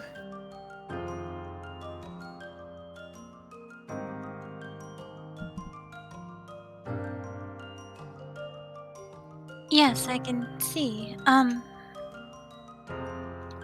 Who are you? What's your name? I'm Persephone. Oh, you're gonna laugh. My family. I've actually had a problem with the cough for quite a while. So they call me Pollen.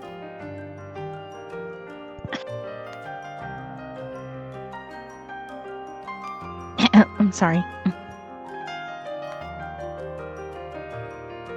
Persephone kind of smiles a little and nods. So who were you speaking with just now? Everyone, the others. Like I said, this is where the others are. Where are they? He looks to the room that he had just come back from, and then back to you.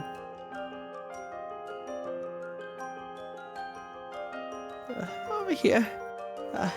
Everywhere. Not all of them over here, though. I don't know where they all are exactly. Hard to keep tabs. Like I said, there's a lot of us. But most of them are here. Yes. The ones most in need of help are here.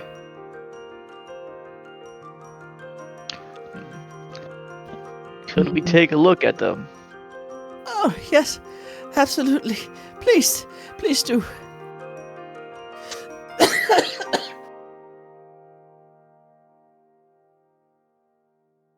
Come out. Oh, so you guys are just standing right inside the doorway, all 5 of you just huddled up against each other? No, I'll follow him. Or Okay. if I'm Bishop just asking. I'm not sure what you guys are doing. I mean, if Bishop, I saw you let him. know. Yeah, I was trying to go inside and Oh, okay. Sure. see them, see what's up with Yeah. them, you know? Absolutely. Family gathering. All right. So Go to. who's leading the way? What's the order that you guys are walking in? Was it Persephone and Bishop first with Fred, or what? I mean, I know Azul was the magic man who was going to cure them all with all of his magic. That was until I got suspicious. Suspicious of what? Suspicious. Suspicious! Don't be Um. suspicious, don't be suspicious.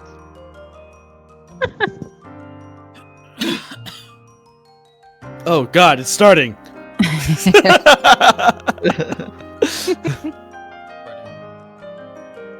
Alright, Yeah. so you guys I will be in the middle. in the middle. So Persephone taking up the rear? Or sorry, Melody taking up the rear? I will be my right camera was in behind the- you. I'll be protecting everybody's rear from here. Very, very good. You watch their butts.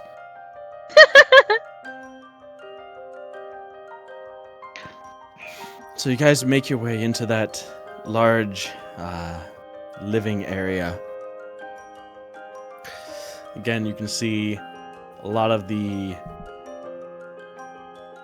cloth and carpeted pieces have elements of decay and fungal growth about them.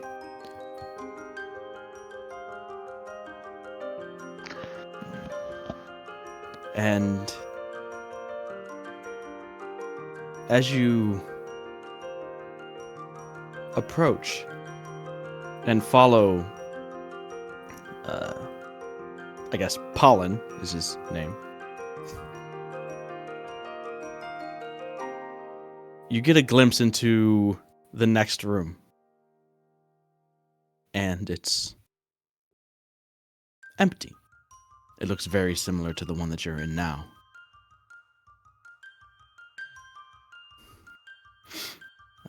As far as just more of the house, no other people here. And Pollen says, I am sorry. You seem like nice folk. But I did tell you, we're in need of some new homes. And the walls to the side begin to crack as the vines seem to restrict and press up against the wall as the side of the house crumbles and explodes inward towards yourself as this massive mound of shambling vines and plant life. You look around you, and what you had initially saw as dust, you can see as spores in the air. Need everyone to roll initiative after a break, please. Oh, We're shocked. Shiza. We're trapped. Circle of spores? Druid. No, I don't know what the fuck this is. Some growth. A shambling mound. What a guy. We're about to be cordyceps. We're gonna be clickers. How'd you know he was a circle of spores druid, you cheater? Well, how you I reading my mean- notes? You reading my notes? I'm like, okay, this guy, like, I just felt that vibe from you. We were like, okay, so he has to be like a swarm ranger or like a spores druid, because the only thing that makes sense, like family that we can't Like, see. you really thought that So you're like, this is the time that he pulls out something not in the monster manual on us. I felt it. I'm like, this is too. I feel it in my fingers. All right, I'm becoming That's right. predictable is what I'm hearing. My bone. These Oh, snap. motherfuckers Hey, need to Austin. promise. Promise. He said And it's the about to cat- go All right, I'll be right crazy.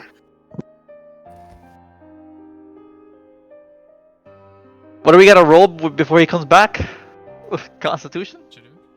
What the fuck? Initiative. Okay, well the spores are coming at us. So I don't. Okay. Sure, we get to do that right as soon as he knows the hell. I Awesome. A 14, better than I've been rolling lately. can't wait for my magic item. No. Action. But you'll actually help, right? What a guy.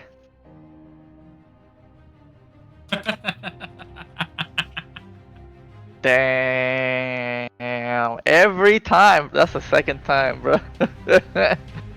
Yeah, look at me, and here I was gonna be like, let me make his family some water with my alchemy jug, you know?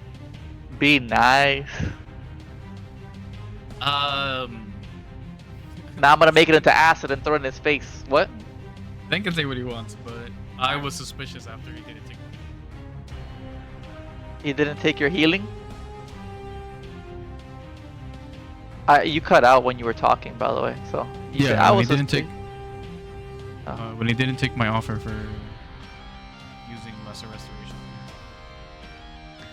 Yeah, I thought it was weird too. That's why I just felt it like he wasn't being clear. In Mm-hmm. that moment, I was already suspicious. Yeah, That's that. why- Yeah. I mean, he's not here. Yeah. You wanted to heal. What an asshole. Persephone gave him his Denied my apple healing. jam too.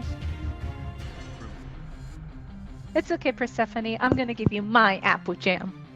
My insight check wasn't high enough. Sorry, guys. It's okay. It was a basura. It was probably an unwinnable DC. Let's be honest. 25. 30. 30. Yeah. 99. 100%.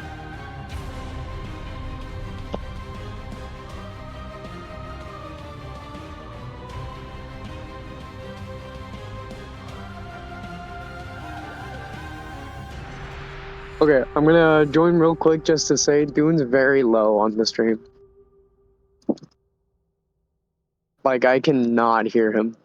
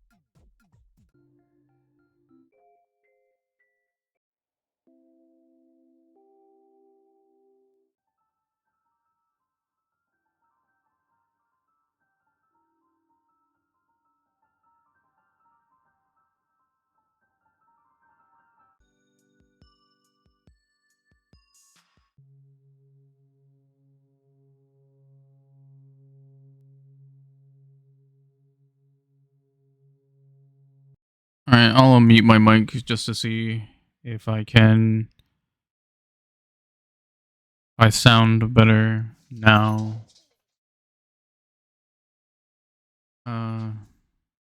If I play it back to me, maybe it won't.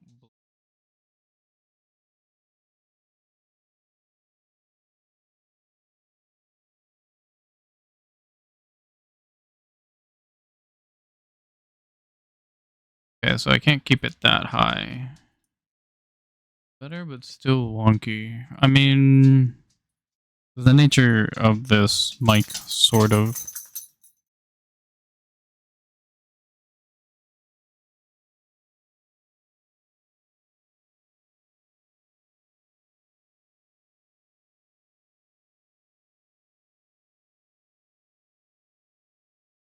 Now is it too loud in comparison to how you heard everyone else?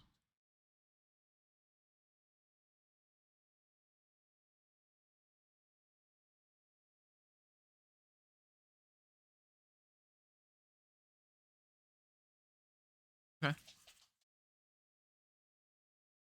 No.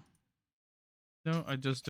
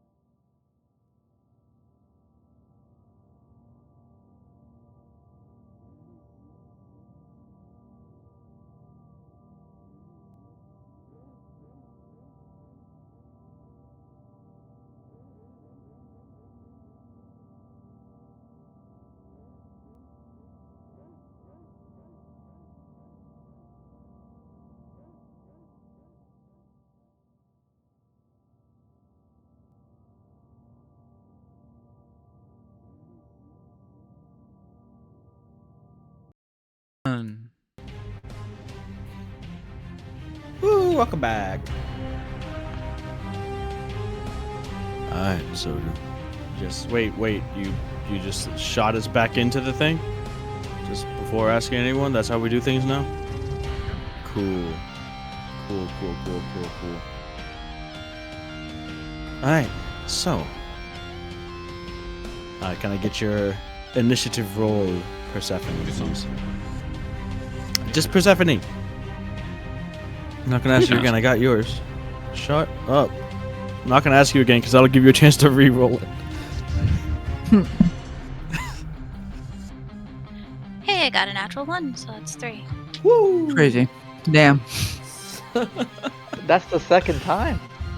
Oh my god. Like, Yeah, I know. Ever that's since the thing. Azul got this item, it's screwed both of your initiatives up. Alright, so, coming back in. You guys continue into the house. What once appeared as dust, you can now see are tiny spores as pollen had turned to you. Really sorry. You do seem like nice people.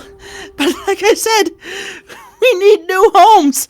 And then the shambling mound had burst through the wall, tearing down part of the wall of this house, crashing through and pulling itself forward towards you. This mass of vines and tendrils and plants coming at you.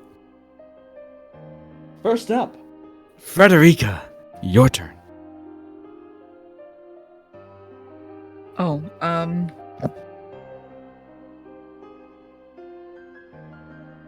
gonna rage. Solid start. Go ahead and roll a d8.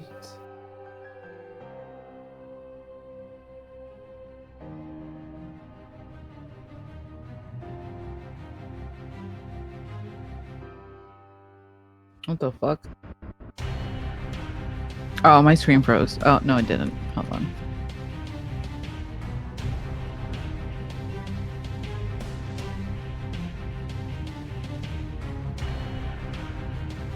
I rolled a 3, which is...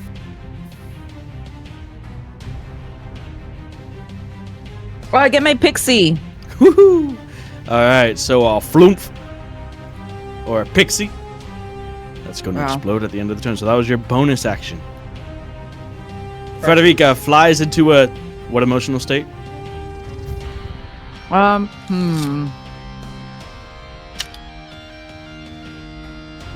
Is this angry? Is this happy? Is this confusion? A confusion-fueled rage.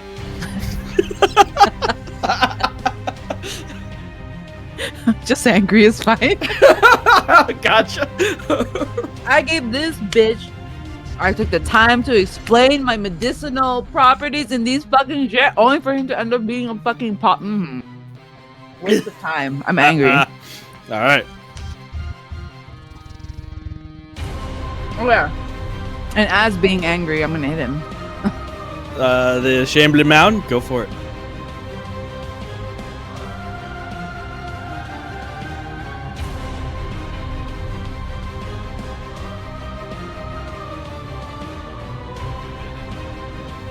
Are you going to do reckless or nah? That's something that you have to. No, I will not do rec. Okay. Wow. 11. 11 does not hit, unfortunately. You wind back the maul and go and slam down towards it. You end up actually hitting a bit of the foliage and vines here, but they just detach, no problem. Doesn't seem like you've done any real damage to the creature. That's not true. I'm gonna flump my flump. Flump him up. All right. So the flump is on the shambling mound as well. Yeah, behind it rather. Yep. So that is a natural 1 on its dex save. So go ahead and roll flump damage. If only I can find out how much flump. Is it a flump or a pixie? It's a pixie flump. A pixie. I named it flump. flump. Oh, it's a pixie named Flump. Got it. Mm-hmm. That's not confusing at all. Go, Flump. Pixie just. Oh, it's D6. Where the fuck am I? That's a great question. Sorry.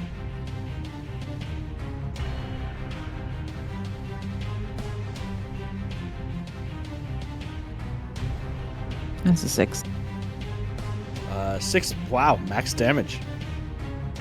All right, 6 points of flump damage as the pixie kamikaze bombs its way into the shambling mound. Perfect. I end my turn. Excellent. All right. Next up is Pollen. You can see through the dirt-caked face on his cheek begins to crack, and there's this plume of spores that erupts from around him as he extends his hands and, with his hazel eyes wide and wild, I need Persephone. Let me see, actually. Yeah. Persephone, Bishop, Azul, and Melody to all make a strength saving throw.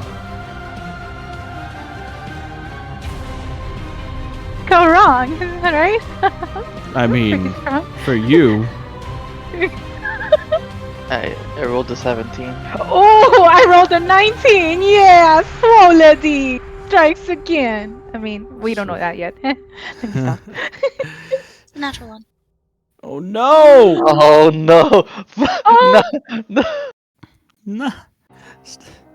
No!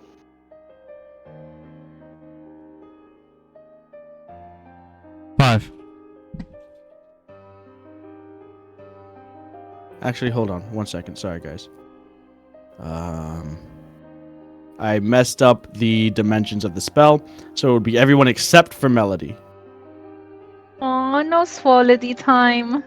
You can flex if you want to. Gee, Melody. Shit, I flexes messed her it up even muscles. more. No, everyone except for Melody and Azul. I'm really sorry, guys. What the? I'm sorry. What is this spell, Sen? Entangle. It's a 20-foot square. How I messed dare it, like, you try to radius. entangle? Shut up. You know, I'm gonna target you next time.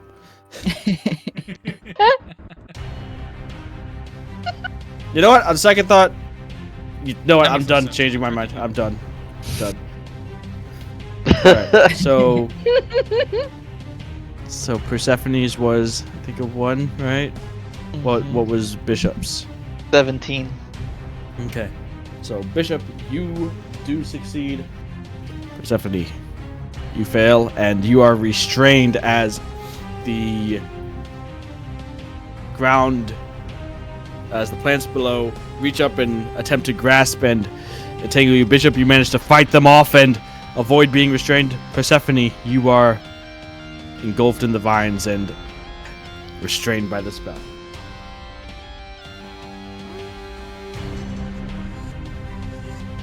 It is now Melody's turn.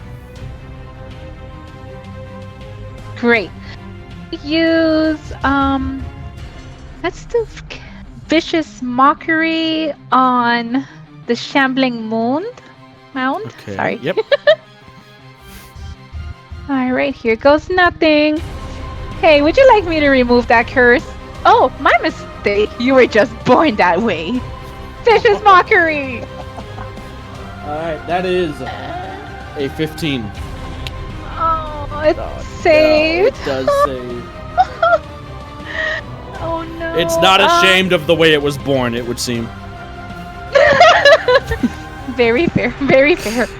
In that case, I will also cast a bardic inspiration on Fredericka. All right. Flow like a badger, sing like a bee. My strong suit was never biology.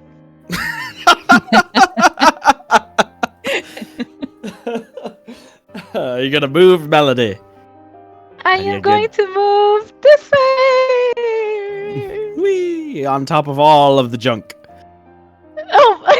That's fine. You can be amidst the junk. That's fine. Bishop, on to you. So the area is difficult terrain, even though you're not restrained by it. Okay. Do I have enough movement to get to That's this guy right here? 5'10". So that's 5'10". Yes, you do. Okay. Wait, where? Where Oh, you're that's at? not here, There you go. right? Yeah, Yep. I was like, okay. All right, I am going to slash and shoot. Go for it.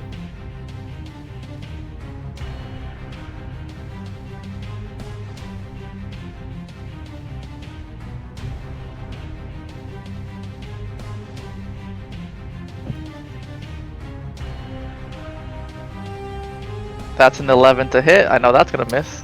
Nope, that does not hit. And I'm going to use my bonus action to hair trigger accuracy attack him with my gun. All right. That's a 26 to hit. Yeah, that'll hit. Jeez. That's 9 points of damage. All right, 9 points of damage as the sound of a gunshot cracks and the force of the shot and the air displaced creates an area around you where there are no spores for a moment before they start floating back in. 9 points of damage. Is that the end of your turn? Yeah. Azul, your turn.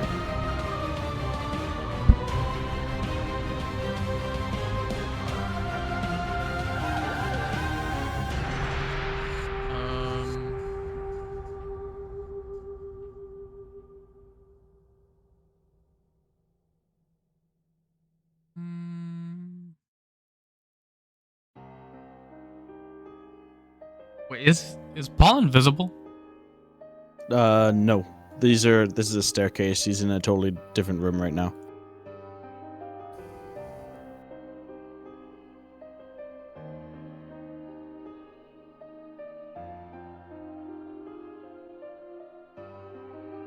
Let's see.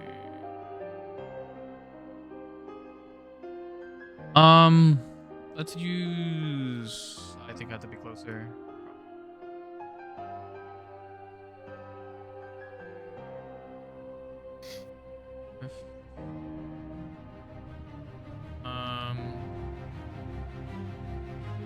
Use bless on Persephone Bishop.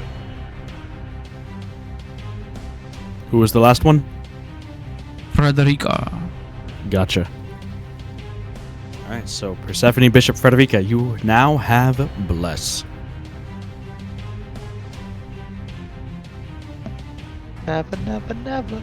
Thank you. After that, I will go here. Yeah. 5, 10, 10, 20. Okay. Alright. Is that your turn? Yes. Alright, next up is the Shambling Mound, who is going to turn and raise its two arm-like limbs above its head and bring them both down onto Bishop. The first attack against you, Bishop, is a 20 to hit, not natural. Yeah, that hits. Alright, you take 17 points of bludgeoning damage. Jesus Christ. Solid amount. Yep. Can I use my sentinel feat to make a reaction attack? You can. Oh, that's the one you chose. Keep that a secret from me till now. I'd hate to see how it is. Alright, go ahead and make your attack. Didn't know you used it till now. I don't. That's a good one to have, though. It was between that and Fate Touch. Of course it was. Everyone loves Fate Touched.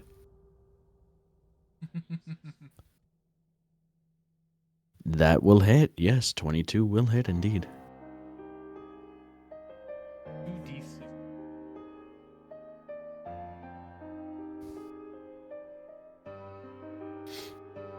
18. 18 points of damage. Nice. Alright. You're gonna knock it back anyway?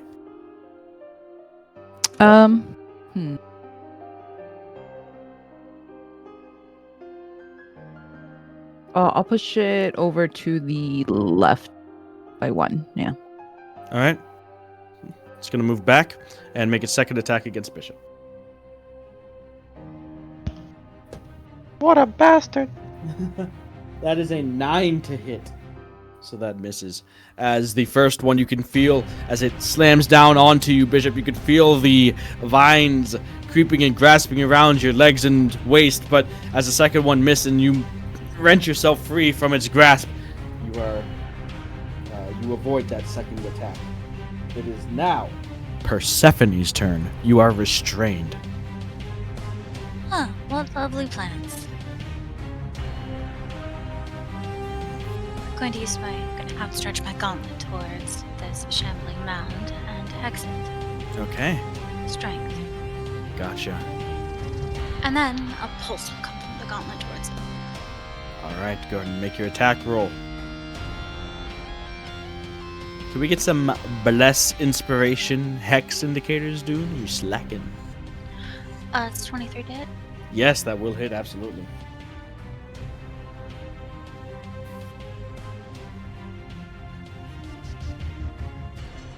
So a D10 plus a D6.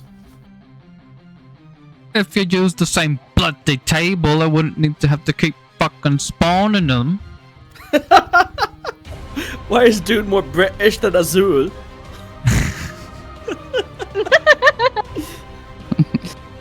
Takes 13 points of damage. 13 points of damage as... Well, have you decided what your hex looks like? Is it like a laser sight, like a targeting? Like what is it? How's that look? Anyways. A force pulse emits from the gauntlet itself that blasts bits of flowering vegetation off of the shambling mound, wounding it. 13 points. Anything else, Persephone? You're still restrained, so you cannot move. And that's everything else, I guess. No problem being restrained there, I guess. Yeah, that's my Alright. turn, I guess. Fredericka, back to you. Wow. I'm gonna do I'm gonna drop my pixie behind it again, Yes. and I'm gonna smack it and push it to the left, or maybe Okay. into the pixie. Oh, okay. Yeah, into the pixie. Gotcha. Let me one.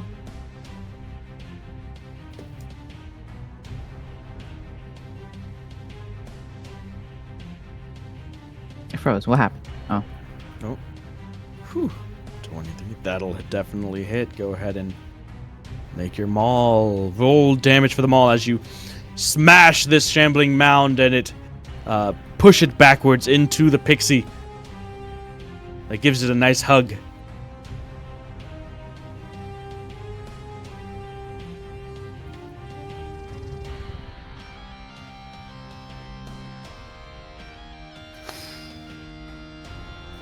Points of damage. And are you moving? Are you like closing the gap, or what are you doing? Yeah,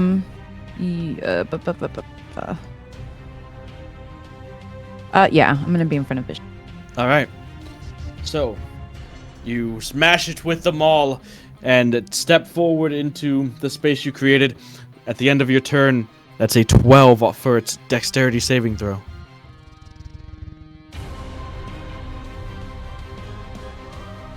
Does that save against your pixie explosion?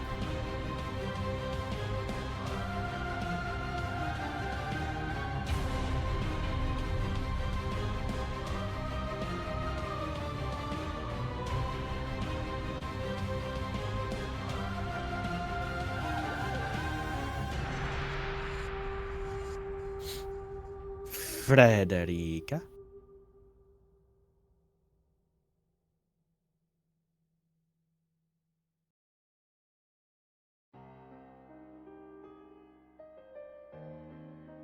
Oh, 1 sec.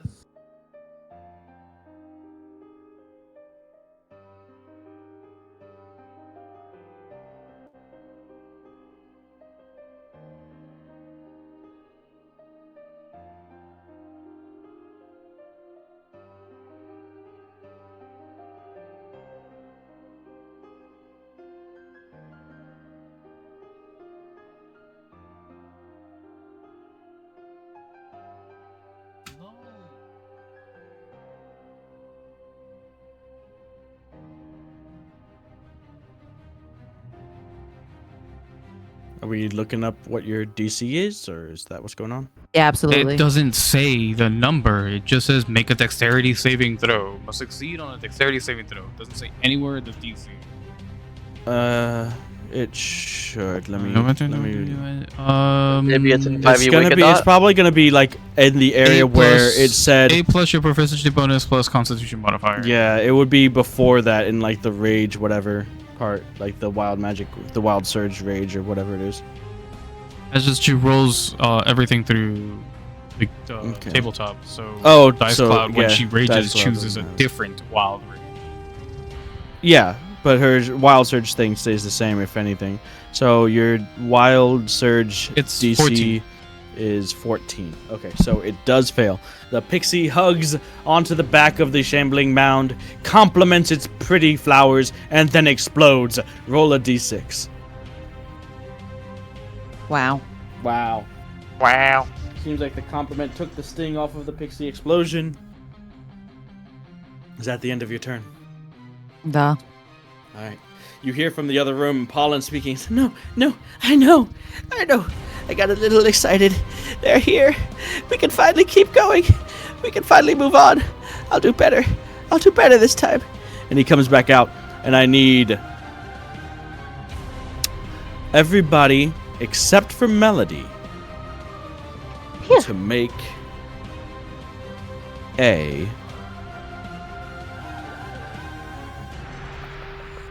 well, actually, nobody has to make anything. So the vines and plants around you, Persephone, drop and fall, letting you free as a 20-foot radius sphere of... That's not a sphere. A 20-foot radius sphere of brambles and thorns and spikes begin to splinter the wood on the floor beneath the house and around you all, turning this area into basically a meat grinder as Pollen casts spike growth in the area.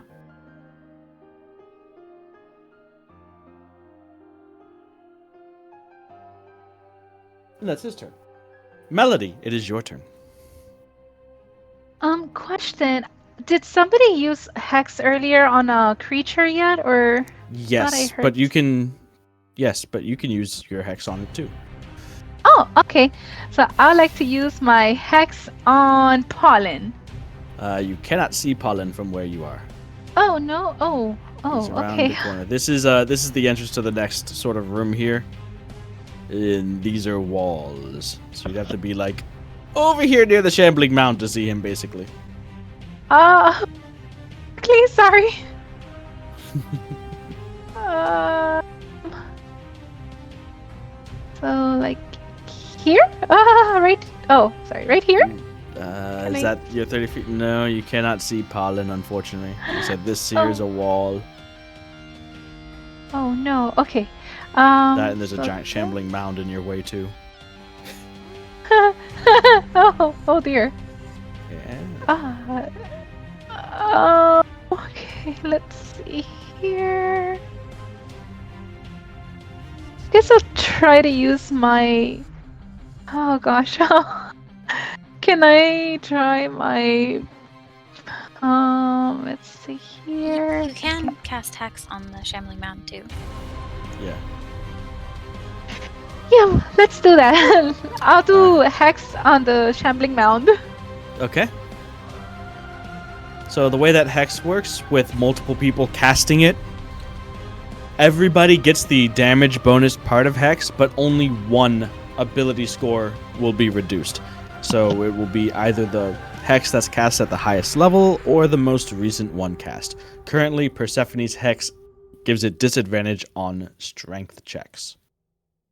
However, your ability score of choice will overwrite that. It could be strength as well or something different, up to you.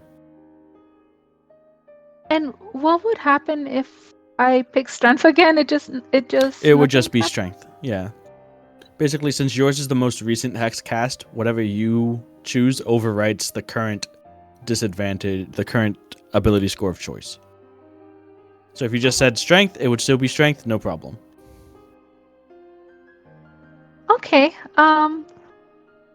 I'll try strength. All right.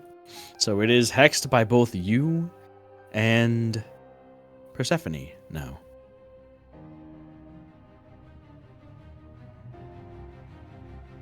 And then, by any chance, am I able to move back a little where I was or no? Because I had already moved, right? I mean, how much did you move your full movement? I did. Yeah. Yeah. Okay, so I will do. I'll try to hit the shambling mounts with my magic item, with my melody of precision. All right. So go ahead and roll to attack. D20 plus 3, I believe it is for you. It is, and that is a 22 to hit. That does hit, yes. Nice, and it takes 8 piercing damage. Boom. Did you roll the additional D6 as well? Oh, I did not know. So we'll go back to actions. Where's my D6? Oh, okay, so I rolled the D6 and it rolled a 5. All right, so that's 13 damage total. So Dice Cloud doesn't automatically, or are you not using Dice Cloud for that? I use Dice Cloud. She I guess is, it but it's doesn't- not It doesn't automatically know if doing you're. it. Yeah, it doesn't automatic. I guess it wouldn't know if you're attacking your hexed target or not. Yeah, that's true. All right, so 13 points of damage from this bow as you pull back the strings and play this chord on the harp-like longbow. It strikes true, piercing through the bramble and vines of the creature and embedding itself on the other side of the room. Is that your turn? Yes. All right. Bishop, it is your turn. All right.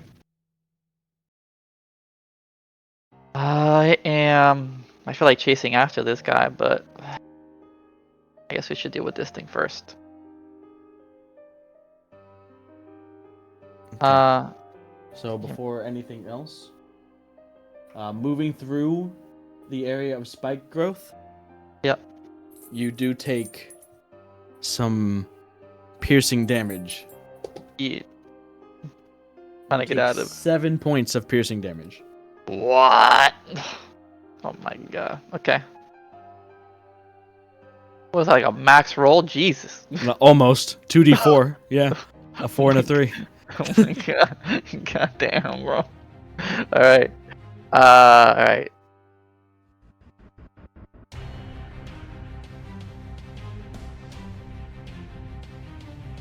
So 7. Math is hard. Alright. What am I on?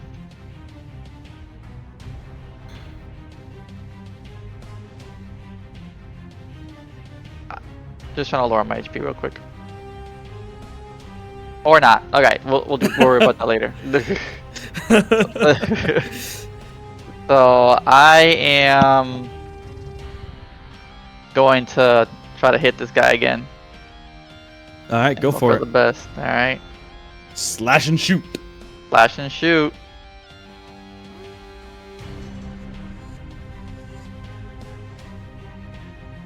That's 13 to hit.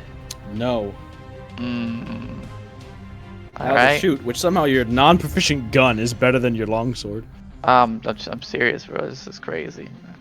And I'm gonna sharpshooter this and hope for the best. Whew. Don't forget your blast. Never, never, never. That's a 14 to hit. Barely misses. Damn. Okay. Rough, That is a buddy. shame. That's rough, buddy. That is a shame. All right. Yeah. Just standing at the very. What's up? Yeah, I mean, you just said it. Don't forget the bless. I did put the blessing. Wait, You it didn't got bless. a 14 to hit. You Oh. have to do a D4. Oh, it didn't do it for. It didn't do it for On- me automatically. Oh, it didn't do it How? on both. Because I put the blessed status on myself, so I thought I was doing it automatically. Okay, you're right. Hold on, I gotta Well, bless. you both of them. may. You may. You don't have to roll better if you don't want to. I'm It putting doesn't bliss. force you to. I'm putting bliss on both of these. I thought I was doing it automatic after I put that. Now I know the status doesn't work. Hold on, let me take this off. Okay. Hmm. Okay. So That's she's a no longer restrained. 4 on the katana hit. Plus, so Plus that 4 does is- hit. Yep, that does hit. Just roll the hits. Just roll the hits. It's So. it's 11. All right, so both hit. So because Okay. yeah, because you can't roll lower than a 1 on the d4. So the second one hits too. Okay, so then 11? now that's Okay. 26 damage total. 26. Okay, 11 and 15. All right. 11 and 15, yeah. Gotcha. All right, that turned a terrible round into a pretty dang good one. Yay! Go, Alright. Bishop. I think, and I'm gonna action surge, Oh, okay. and I'm just gonna try to hit it again with another katana hit. Another katana slashing, hacking away at this plant, cutting it down to size. This time I'm gonna try to hit it with the two-handed hit. Okay. Yeah. So since- versatile. Go for it. Yeah.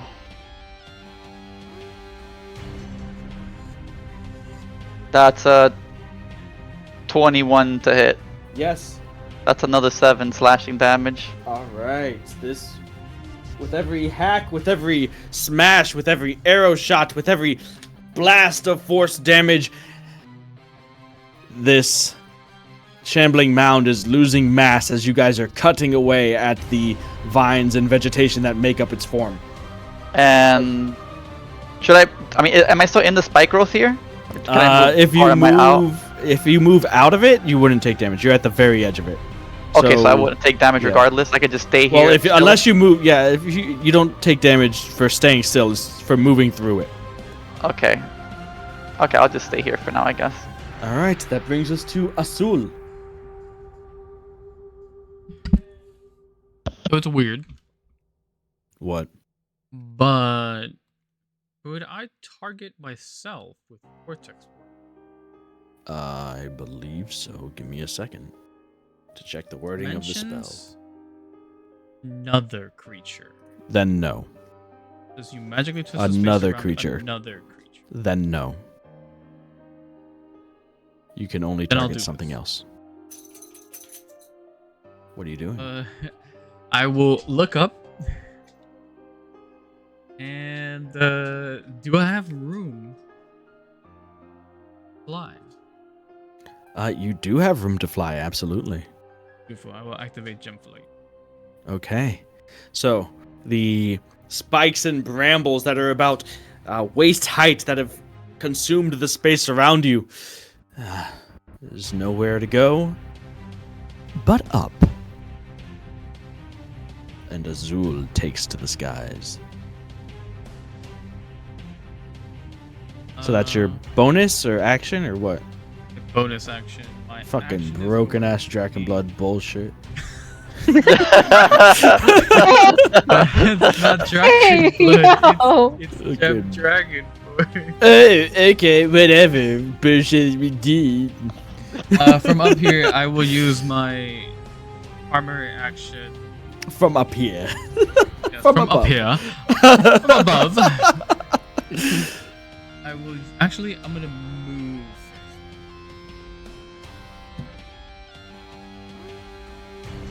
I'm going to Vortex Warp Persephone. Ooh. He's willing. Is Persephone willing? Or was she at the Sure. She's a sure. Sure. Of course. Of course. Get I me out of these suppose. weeds. With pleasure. Let's see. So can I put it here? Can I Well, see it's how far? within. Well, what? How far can you send her? Here. 60 feet as far as I can see.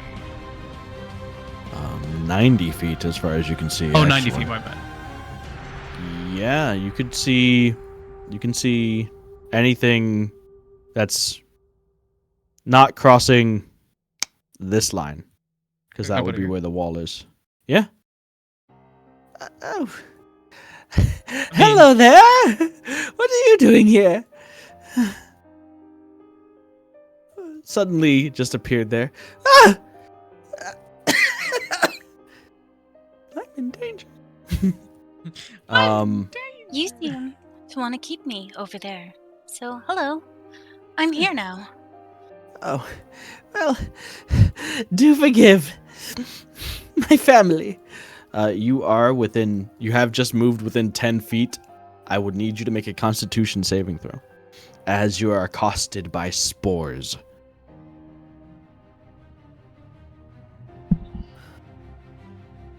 17?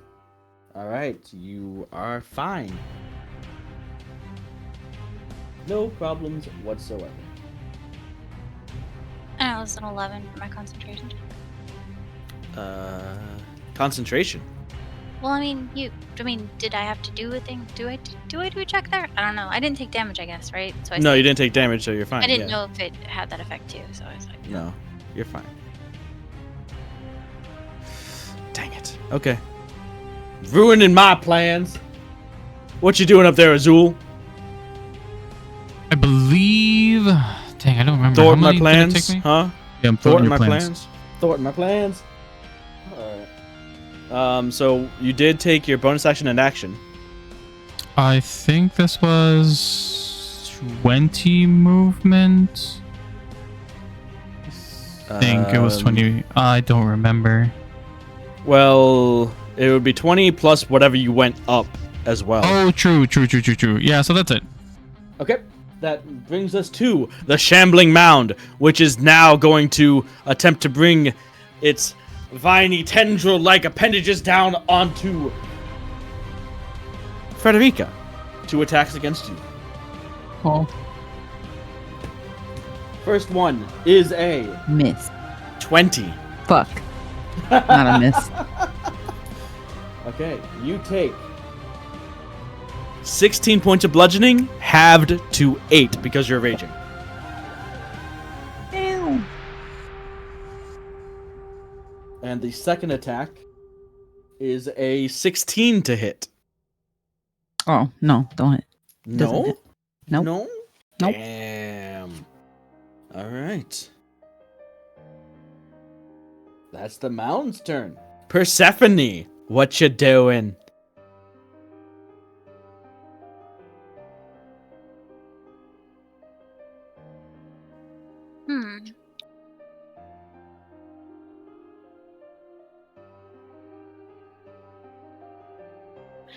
Yeah, I'm gonna try to punch this guy. Move forward. Okay. So where are you going? Just up to Pollen. And Okay. Go ahead and roll your attack. Let me see your hand. You're just hanging out over here. 17 to hit. Yes, that hits. There's there's multiple ways you could approach him, so I just would like to know. It does matter. Ah! Where'd she go? I don't know. I disappeared. I'm sorry. You're Oh. way over here. You didn't went mean over to. to. Sorry. It's okay. So you were here. Yeah, instead of walking through all this debris and junk, I just want to go like. So I'm just You know. saying, like, you could go like up Yeah. to here, which just okay. No, I'm gonna walk. Can I pass through? Like I guess. Yeah. When Yeah. have me do that. So like I end all up the way over here. around. Ah, gotcha. So like blocking an escape. So I'm not standing in front of the staircase, please. That's all. Okay. I mean, it might be bad for him though. All right. So 17 does hit. Yes.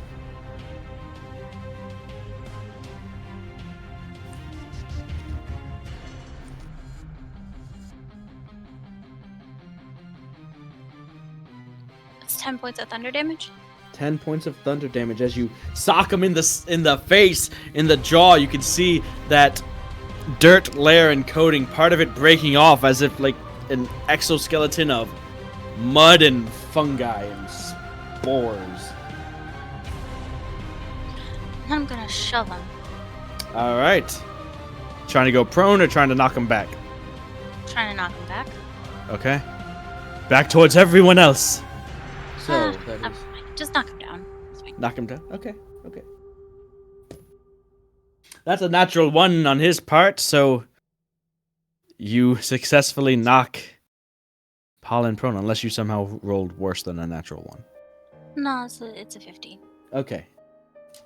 So Pollen is prone. Is that the And end I of your say, turn? stop saying you're sorry. You're not sorry. Okay. And yeah, that's- All right. I'll stop. I'm sorry.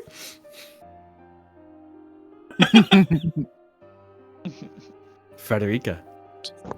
What? Sorry, Persephone? I was like, she's just got her gauntlet there. Charging up. And that's my Persephone, it's your turn. Fredericka, back to you. Let me.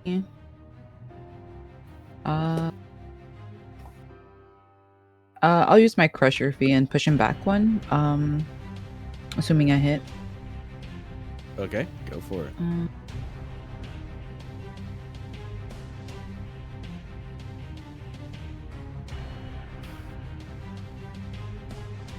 17 to hit. That does hit, yes. Wait, what was that? Why'd you roll to what your hit roll was 6, 4 plus 7? Don't I have bless? D20 plus. Oh, plus. that was a D4. Okay, gotcha. Yeah. All good. So 13 points of damage. Yes. As now what had been like a tightly wound mass of vines and plant life is loosely held together like, loose spaghetti basically at this point. Just a mound of loose spaghetti. Sentient loose spaghetti. Which way are you knocking it back? I can only knock it back 5 feet or 10 feet. Well, you can move it any direction 5 feet. 5 feet. 5 feet, yeah. I guess Doesn't have just to be back. Okay. It's fine. And I'll step out of the area of effect. And then I will...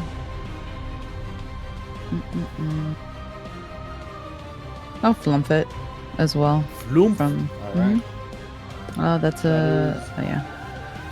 That's a 1. Ignore that. So go ahead and roll Nice. your floomp damage. 6. Damn it. 1. Dang. Unfortunate. Another pixie spawns, another pixie explodes. That's flimp. Floomp. Alright. And now it is back to Pollen's turn, who is prone. And it is going to be crawling away from Persephone. No. Opportunity attack. Yes, you may.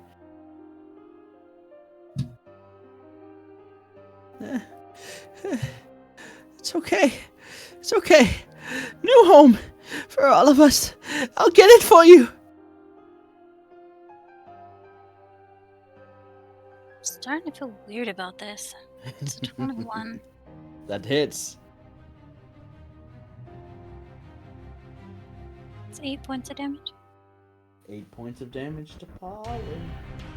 As you knock off more the remaining of this the symbiotic exoskeleton, you can see beneath the dirt there seems to be a sort of rotten decay about the skin.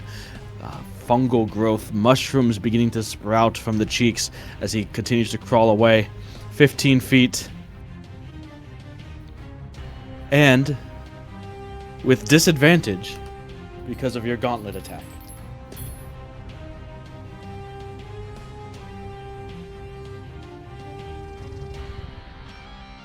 That is a 15 to hit against Bishop.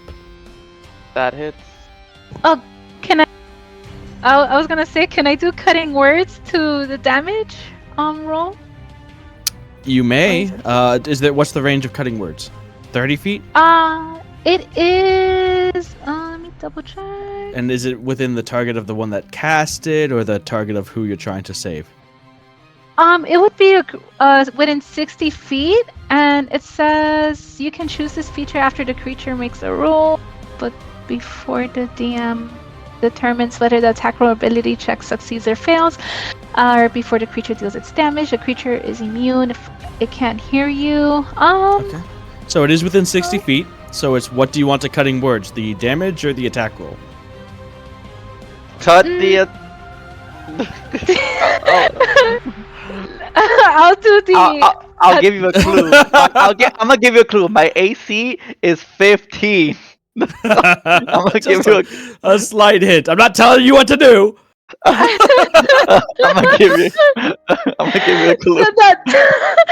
So that means the attack roll, huh?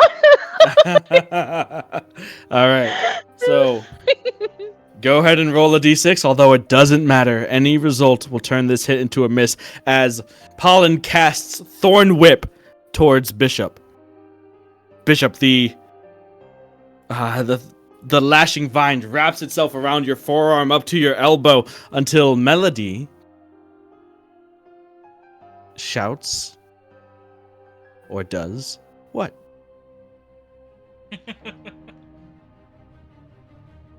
Fish! Fish? I said no, Bishop! Sorry. This cutting word. Fish! Who you trying to cut down? Me or Colin? So, Bishop, as you're about to be tugged and pulled into the area of the spike growth, dragged through the brambles, instead, Melody's outburst distracts Pollen enough, or gives you enough resolve to withstand and hold back against the tug of the spell, and the Thorn Whip misses. Which brings us to Melody. Hey, it's all for flavor. Yeah. So can I want to do a healing word on Bishop. Okay. And if I could find you. Oh, okay. Here it is. And that is going to be a 7 for healing for Bishop. Nice. Which I've been. Nice. Yeah. That's almost max. Let's go. Yeah. While Melody sings, I've been searching for a man all across Bloodlands just to find my samurai. Oh, God.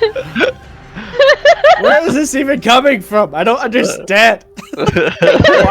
Why has this started? Well, thank you kindly. I appreciate you, miss. You saved my life twice now. and then I want to move a little bit forward enough to see Pollen. Will I get opportunity you can see attack him from here? You don't know. Oh, you're right. Can I see him now? You actually moved yourself into the worst possible position to see him. You were better off before you moved yourself directly behind the shambling mound. You mean here is better? I mean, back where you started was the best vantage point that you had. He's not behind the wall anymore. He's just on the other side of the room. Oh, okay. Yeah, I'd say that, like, here would be probably the best, even though Fred's kind of in that space. So there is partial cover provided because another creature is within the path of your attack. If you're going for a ranged attack, if you're going for like a vicious mockery or something, that doesn't count. Oh yeah, I wanted to go for another long arrow move with my Melody of Precision. You could. It would just have partial cover, so that would give it a bit more armor class for the attack. Ooh, okay, got it. Ooh, okay, I'm gonna risk it for the biscuit. Okay. And that's a 19 to hit. Shoo! Risk rewarded. Go ahead and roll damage. And my damage is a 3 piercing damage, and I have a few words for Pollen. You rolled a 1 on the damage. Absolutely. Excellent. He's getting these rough. I can't. Are those the words you have for pollen? I can't. Just... Oh no! They're even better. Okay. What a stupid name, Pollen. But don't worry, because once you die, you'll be nothing but forgotten. Bishop. And that ends my turn. Bishop, it's your turn. I like your style. Alright. Alright, since somehow this now pile of grass basically is still alive. Yes, it is. I will It is try. barely withstanding any sort of form. It looks more just like a pile of vegetation than the creature it once resembled. But it is still writhing and still lashing out at you guys. Alright, I'm gonna try to hit him. Alright. Alright. I'll also just pull my gun back out. Okay. Yep.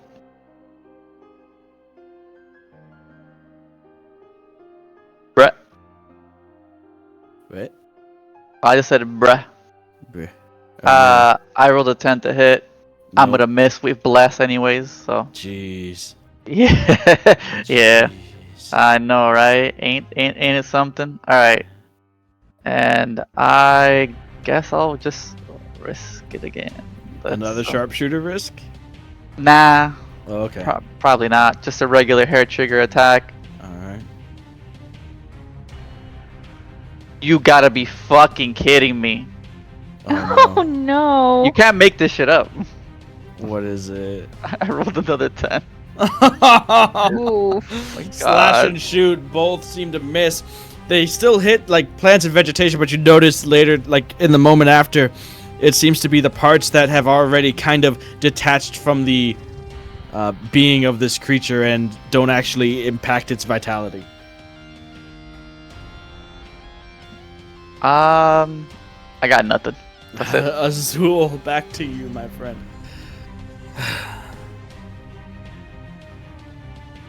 You saw Pollen crawling out from the other room. I See the will. Mm-hmm.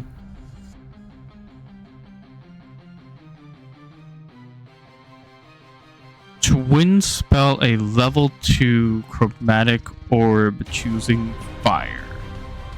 Okay.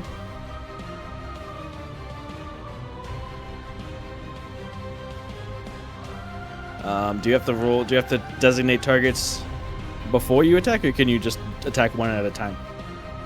I think it has to be. It has to be different targets. It has to be different targets, but it's one roll. Oh, one roll for both. Gotcha. All right. Cast a spell that targets only one creature and doesn't have the range of self. You can spend the number of sorcery points equal to the spell's level to target a second creature in range with the same spell. All right. Yeah. Use the Go ahead action. and make your attack roll. See how this goes.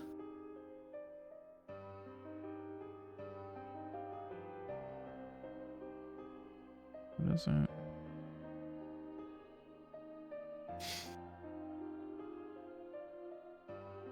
$15. 15 will hit both as you conjure this ball of fire with the diamond that you pull out.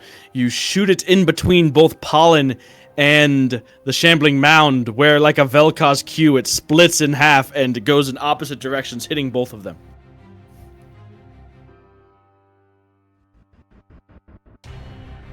$25. Ooh. Jesus. And with that, you can hear Pollen scream out, as well as this high-pitched, whirring squeal that sounds like squealing tires almost from the shambling mound. Pollen, as well as the two catch fire and burn, and collapse.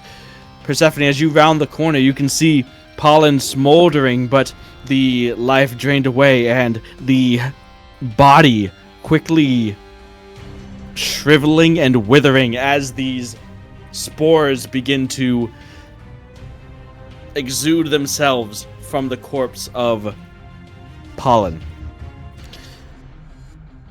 With that burst and with all of the spores in the air, you notice the shambling mound catches fire, or what's left of it, spreading to the rest of the vegetation and to, eventually, parts of the house in the area.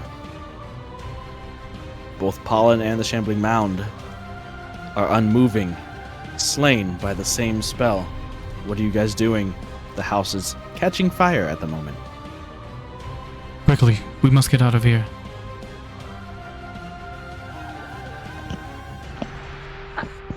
Behind you. I will fly over the spike growth until It's safe and- gone. Oh, it's gone. gone. That's right. It's constant. Yeah. Okay, so I will just descend and then. All right. So you Exit. guys Okay, descend and head back the way you came, which was towards this way. The entrance of the houses around here is where you guys came out. Okay, So let's all get of outta you here. are getting out of there. As you do, you turn as you leave the house and get like 30, 35 feet away outside. You could see and hear some glass shattering, and you begin to see the thick black smoke beginning to rise out of any holes in the structure that the smoke can escape from, and soon the entire place begins to go up in flames.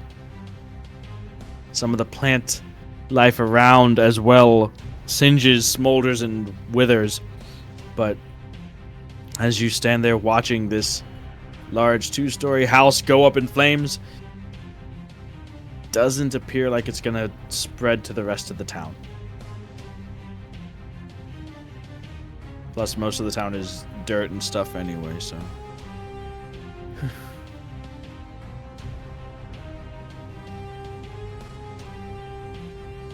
What are you guys So- doing? Such wasted potential. How unfortunate. I had a feeling, but you try not to see the worst in people. You were right, Azul. I couldn't imagine bringing him to the village town. Persephone, from what you saw, it didn't seem like what you knew as pollen was even alive, based on what you saw after Azul had slain the two creatures. The immediate wither and decay of the corpse made it seem like it was being sustained by nothing more than whatever those fungal spores were. I'm not sure if he was alive anytime recently. I think it was whatever was in the air, the spores. When I punched him, parts of his... Well, he was just falling apart.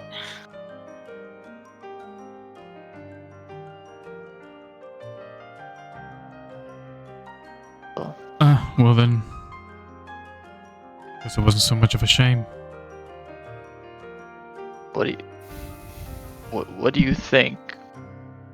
What do you think he was then? I mean, it's that seems mighty strange. What about everyone? Do you have a cough or anything? We were in there for a bit. Feel funny? Could be the spores. Sure. Everyone go ahead and make a Constitution saving throw, please. Now's as good a Wait, time as any. Do I? Do you? Do I? I don't know. Let me read that thingamajig.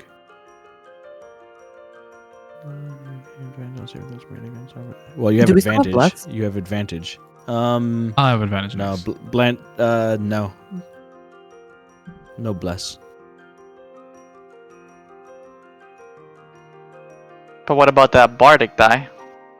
You still have the bardic inspiration, yeah. Bardic inspiration.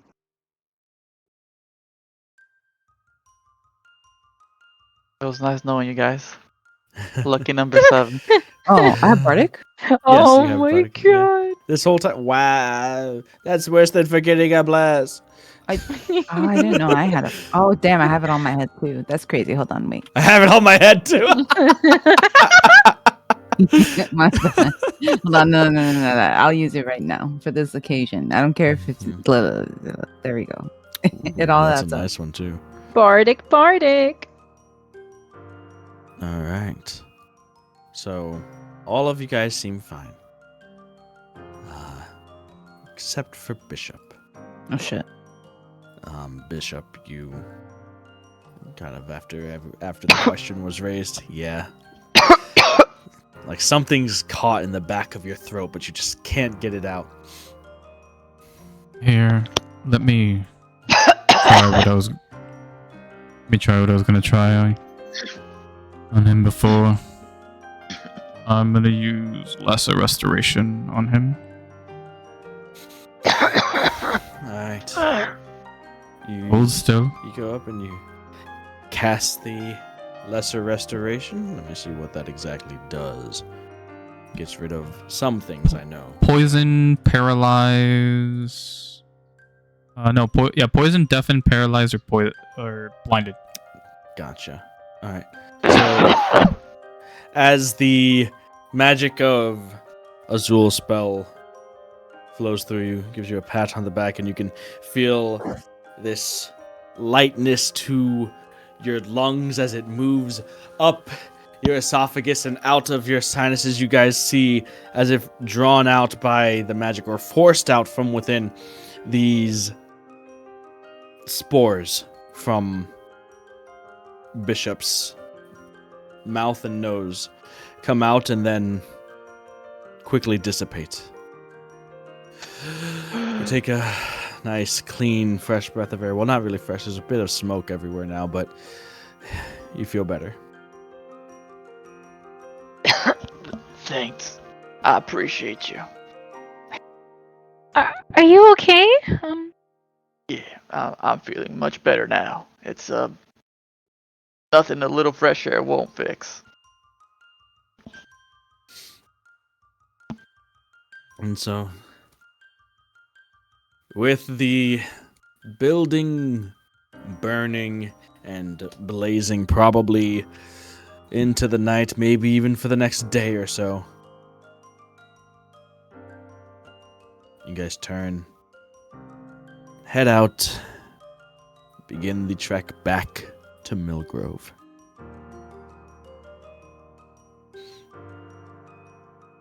By the time you return to Millgrove, there's still a couple hours of daylight left. It's late afternoon, but most work is still going on or just wrapping up. What are you guys doing?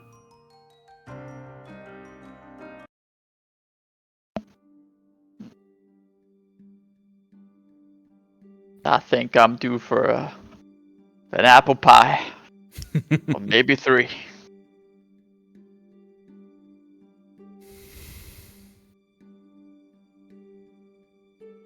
We should How probably about also. my treat? We should also probably let them know whatever was in there was taken care of. It should be safe to acquire whatever herbs necessary.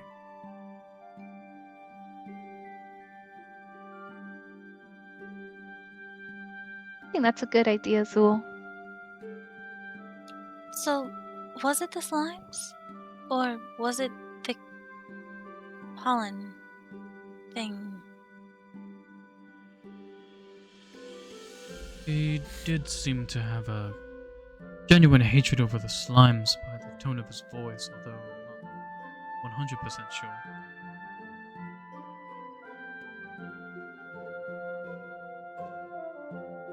Well, whatever the case, Melody, we didn't have to fight the slimes, so that's good, right? So It's Persephone. Thank you. the posting that Fredericka had did mention some strange tracks, so it's fair to assume it was pollen that at least caused the concern for Gilderbon, though obviously slimes would have been a problem as well. Anyways, is that where you guys are heading? Back to Gil's special swills?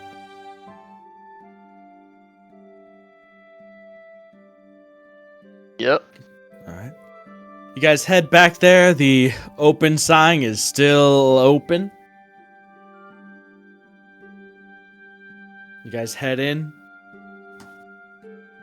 The halfling looks up. Oh, hello! Welcome to Gil Special Swills. I'm Gilderbon Bondergil, Master Alchemist Extraordinaire. What do you want?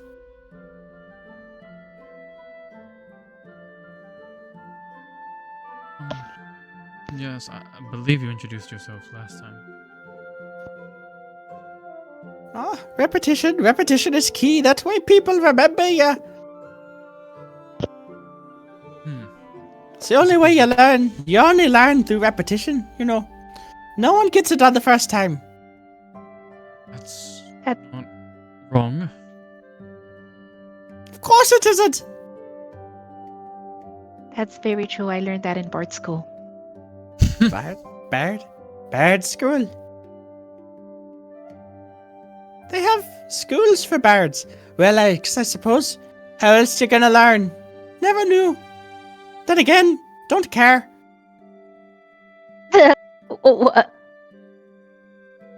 I'm sure you'll care to know that the issue of yours has been resolved. Oh, really? Well, that's quite surprising. Didn't even know you knew about that. I'll have to check the next time I eat too much fiber. The issue within the ruins. He taps his foot and looks up and... Oh, that! Yes. Oh, already? Well, that's mighty good news. I'll have to stock up for an expedition out there first thing in the morning, and then... I had something set aside for if anyone happened to help me with me troubles. So, was it all of yous then that helped out, or only some of yous? I don't want to reward someone that didn't do nothing.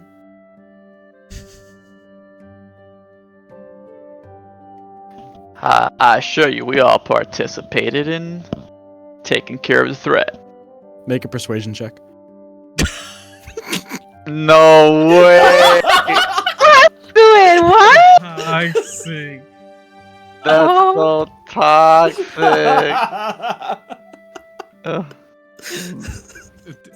You didn't sound That's a- too sure about that, to be quite honest. Hey, I'm just trying to do an accent. That's nothing to do with me being confident. Confidence. I rolled a 15. Alright.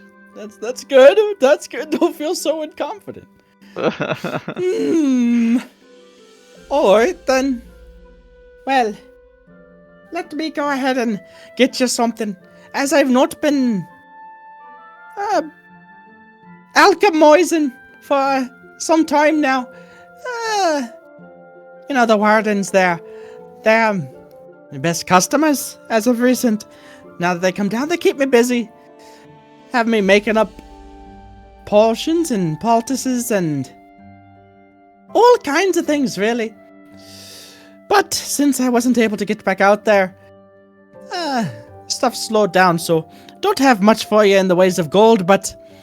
And he gives you guys each get 5 gold, but then he pulls out this tray of vials and removes one for each of you as well, So you each will receive 5 gold and a healing potion as your reward.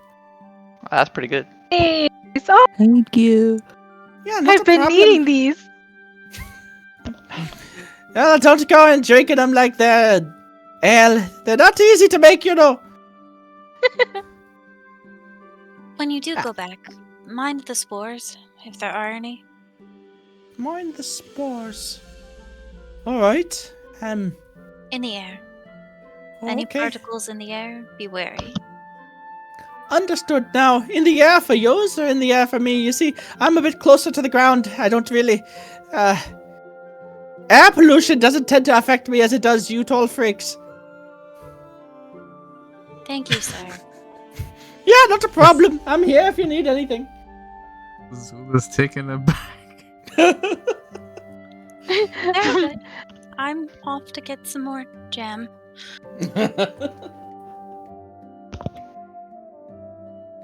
Yeah, it's the You only little way. He's walking around and kind of talking to himself now.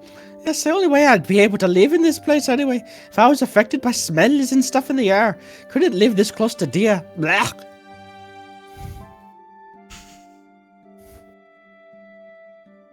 All right. Well, you have a nice day. I'm getting out of there. Yeah, thank you again. Thank you again. Melody whispers to herself that Halfling has half a mind to ask for any more favors again. Thanks for stopping by and thanks for your help. Please come again and now get out. Grr. I stomp out of the door. Follows you out, changes the sign to closed, goes back in, slams the door.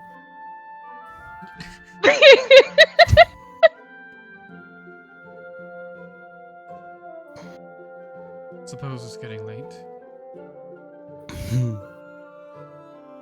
Yep. You guys head back. One more night in the Sweet Dreams Inn and Tavern. You guys pick up some more jam if you like. Some pies if you'd like. Freshly baked. And you can head back in the morning, or if you want to hang around Mill Grove for some time. It is a nice, quiet little town. Pretty relaxing, pretty comfortable. I need Has to a go very to nice the- well. Yes, they do. Some nice, clean water. What did you say, Persephone? I said I need to go visit Dia. Okay. For what? Let's see how our bacon's going, right? I require pastries. I require pastries. All right, hold on. Let me roll for Dia. I'll roll for Dia. Are we seeing her go to Dia? Oh shit! That's a natural 20. Oh, God. Now it comes in when it matters.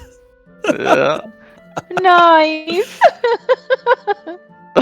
You guys wake up to the normal smell of Millgrove, the fruit in the air, and something else on the breeze. Something odd, but very pleasant.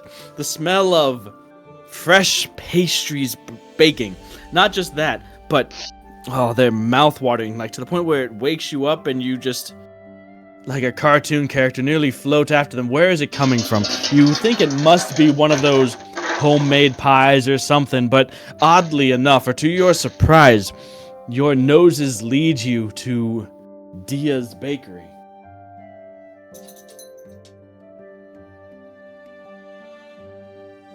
look at that.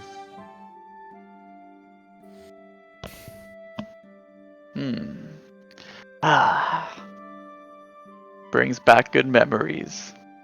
I gotta say, Persephone, you've been after quite a bit of sweets lately. I'm not sure you're gonna find anything you're looking for outside another incubus kiss.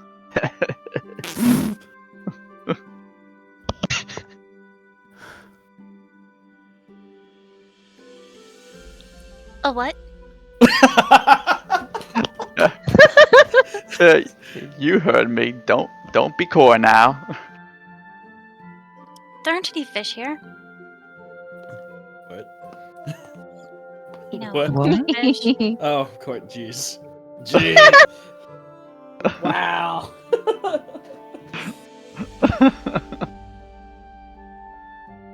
Well, I guess it's a tale for another time then. No, I'm no, surprised- no. I want to hear about it. Especially since I never heard Interesting. about it. Oh yeah. Persephone, how about I buy you some pies? It's on me, after all. Don't let her escape from you now, Fredericka. You go get your answers. Persephone? I'm gonna chase out.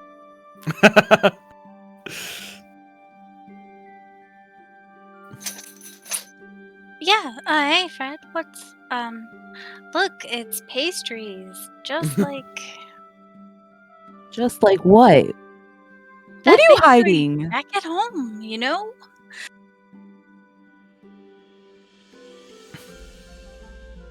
You guys are right outside of Dia's bakery right now. The three of you anyway. Melody, Persephone, Fred. I'll go in. All right. You go in, Well, and you can see there the mess on the countertops.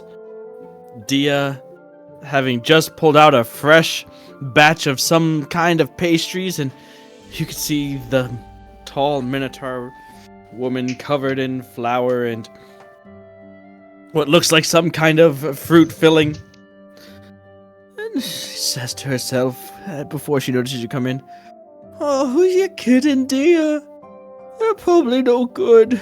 And she goes over towards the trash with them. Hold a moment. Oh, hello. Oh, it's you again. I remember you. And I couldn't forget you either. And she What places with him the- down and smiles. Recognizable smell in the air and all. Oh, that's bad, huh? I'm sorry. No, it's much better than before. Oh, is it now? That's at least something, I guess. And you can see that there's like one or two trays of fresh baked pastries there that this aroma is coming from. But you also notice that discarded, there are maybe a few more batches that she just wasn't confident that you look at and you see absolutely no problems with. Oh dear. You've been a bit hard on yourself, it seems. May I try one? Yeah, sure. I wouldn't mind sharing one. Here you go. And she goes and takes it and splits it in half and gives you half. And I can't really be a good judge of it myself. Be honest, lying isn't gonna help me, and I can take it. You take it, and it's a natural 20 pastry, all right. What? Can I? mind if I try some too? Oh yeah, sure. She takes like half of the half that she had and gives that to you. Thanks. Yeah. Roll a Constitution check. Oh boy. No, these are Roll quite wonderful. Yeah. Roll a wisdom check there, Bishop. Wait, really? What? roll a What wisdom the check, hell? Roll a No. Roll a wisdom saving throw? Roll a wisdom check. Wisdom check. Okay. Wisdom check. You wanted Okay. to roll something. No, I was a You kid. wanted to roll You something? want- Let you wanna him roll roll it. I something. didn't want to roll. I No, rolled a just him. 20. A 20? Just him, Okay. alright. Alright, you're fine. You resist the urge to just instantly buy the whole batch. You resist your impulsive, intrusive thoughts. Wow, Your that's how good they are? impulsivity. It's a natural 20. Wow. She rolled okay. a natural 20. What a beast. Well, natural 20. So I don't know what's happened between the last time we came here. It's been at least a month. Yeah. It's been quite a while, yeah. Yeah. My stars, dear. These are fantastic. Oh, you really mean it? Yep, I absolutely mean it. This is phenomenal. Can I have another one? What? If you pay for it, if it's that good, shouldn't be. I can't be just giving out everything for free. Of You're course. absolutely right. Good to. That's right. That's right, Azul. I'll definitely buy that second one. All right. So I'll buy them all. Ooh. Oh, Alright. my. So, 2 dozen minus 1 at this point. So, 50. 50 gold? What? What? No, the- I'm That's just 20 I'm cookies kidding. or whatever. 50 dozen? No. 50 dozen. Say 6 silver for the near 2 dozen. Found the 2 gold. She's made good work. And that 20 after all. Yeah. Wow, you really like cookies, huh? Pastries. I can Pastries, appreciate I'm sorry. craftsmanship. What is that supposed to mean? I just take one and like just hand it to her. Well, I think Persephone and Fred are still outside. Oh, they're outside? Oh, okay. I thought she walked 'cause in. Persephone and Fred was pestering Persephone for something. Pestering. I'm not pestering. Questioning, Persephone. asking. I'm interrogating. Interrogating. That's Okay, got it. Interrogating. Not pestering. I'm interrogating. That's a better word.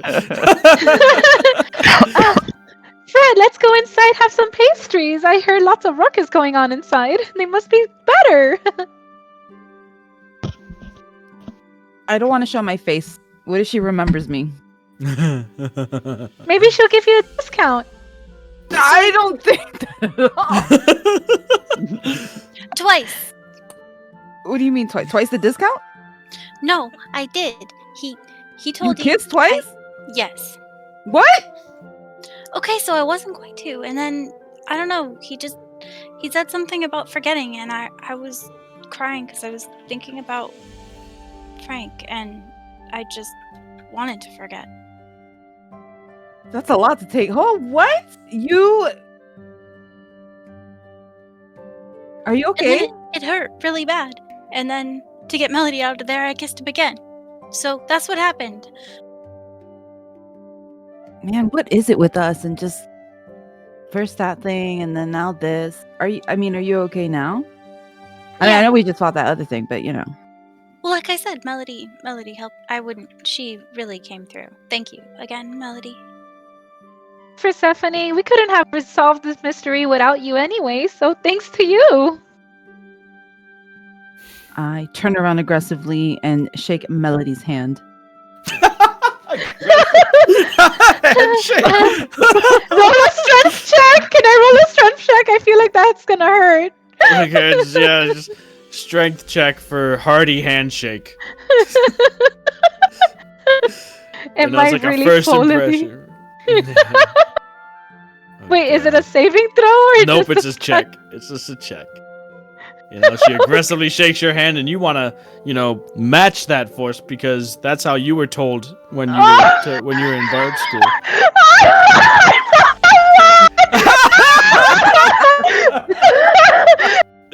All right, you try to maintain a straight face, but this aggressive handshake, nearly, it hurts. It hurts. It's so painful. She's crushing your hand. She's crushing it. She's crushing it. She's crushing. Ow! Ow! Ow! Thanks, Fred, but it hurt. And that's exactly how she felt. Thank you so much for being there for my sister while I was not there. Anytime. Ow, ow, ow. I need a band-aid. Bishop! And she runs into the bakery. Are you alright? What's going on? I heard shouting. Fred was giving me a handshake, but it was a barbarian handshake. Oh my! I'm sure you'll be alright. Let me look at your arm. You're probably fine. Fracture. Actually, I think you might need to look at it, please. Can you give it a little kiss? Kiss it better, please. Wait, are you being Dio? Or are you just? No, Azul I'm not Okay. being gonna dear. approach Melody, grab the hand that hurts, and give her. What? You Pastry. straight it out there. I'll give her a pastry. Shove a pastry in the hand. Yeah. Yeah, Melody, this should make you feel better. Her little yellow arm. Thanks, Azul. As I walk away in shame. Melody goes into the bakery. This happens, and she walks back out, past Fredericka and Persephone with a pastry in hand, but looking real sad.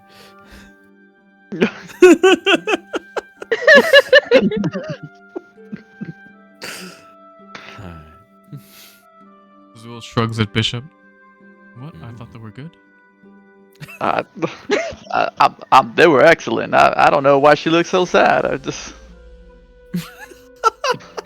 Maybe she's letting the biases from last time. Maybe that's it. Maybe things are made of slime. Right, well, this has sure been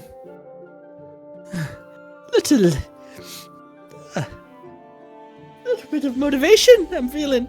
I think I'm gonna make another batch or two. Can I burst in? Yes. Dragging The door slams open. Standing in the doorway, Fredericka. I also have Persephone with me. Okay. I look Ooh! at the. Hello. Welcome. Hello. Do you remember me?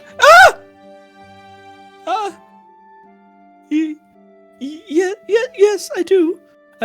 Yes. I think, of course, I remember all of you. You're the ones that helped out a while back. And your pink-haired friend was the one that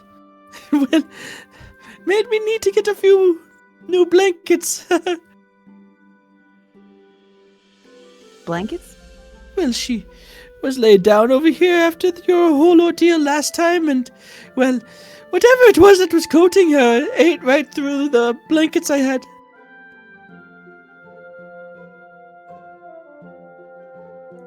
Oh, I'm sorry, and I'm gonna hand her No, two it's gold. fine. That's way too much, dear.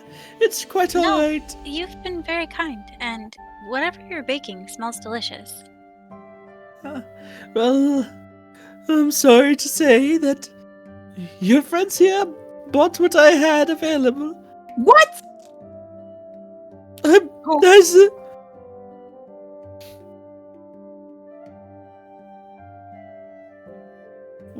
the Minotaur that stands, like, over a foot taller than anyone here is kind of shrinking and cowering away at Fred's outburst.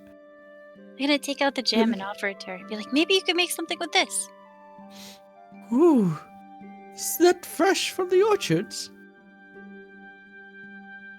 Fresh from the sweet dreams. Oh, they keep stuff there fresh enough most times to be. And she takes it and sniffs it. Oh yes, that's fresh. That would make something good. If you want to wait a while, it might be an hour or so, but I could certainly, make another batch or two. Hopefully they'll come out apparently as good as those last ones. So there's no more pastries? Oh, well, I mean, they have a couple dozen. Your friends there, they're holding them right now. Hey, look. Who's holding who? Who's holding what? Azul is holding the pastries.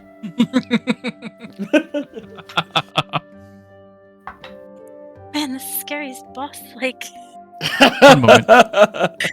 I'm frightened. Bishop, could you hold this for a moment? And Azul walks vessel. out. I'm gonna take a. Oh, the I hand vessel? him my vessel. Oh! I go into it with the pastries. Yeah. What?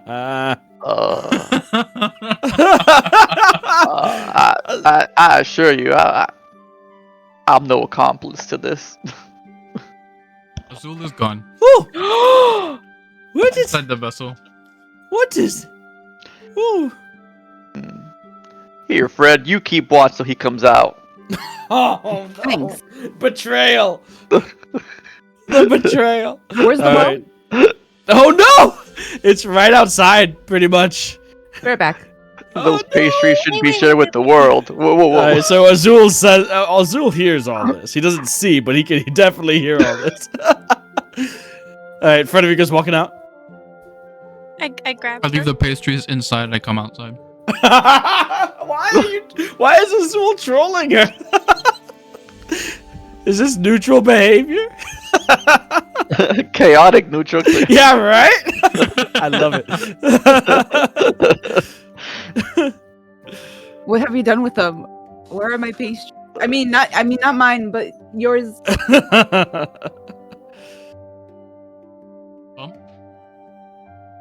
threw it away. You threw it away? Throw it away. What? Stowed away. Sorry. I'm What? eating a pastry, you see.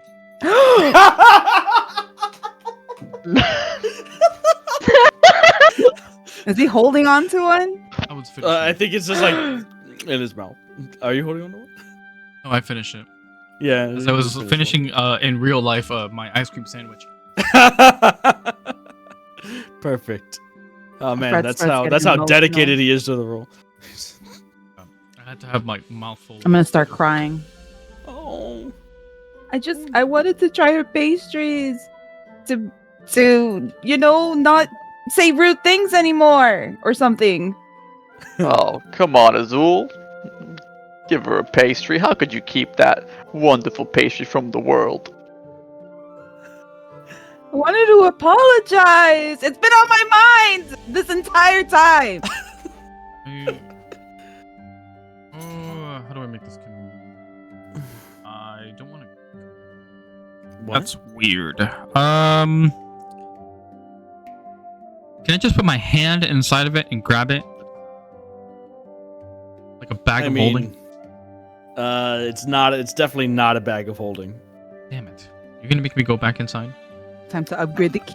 Well, just because you said that, I don't want that to become the, I don't want to set the precedent that that's possible. I'm not setting the precedent. It's not gonna happen in the future. It's just for this singular moment. Just for the. It all starts for with pastry. comedic effect. Sure.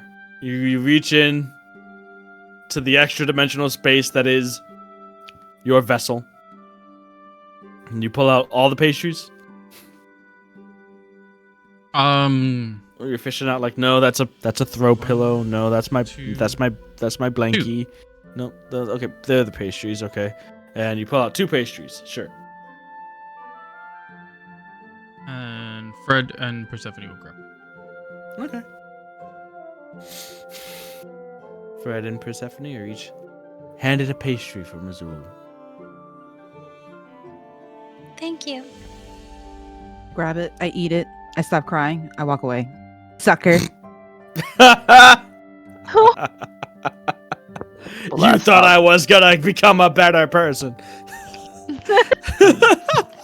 Well, that's not very nice. Oh, yeah. And the pastry is great. Azul's a sucker. Anyways, I'm out. You thought I was gonna make progressions as a person. That was your weakness.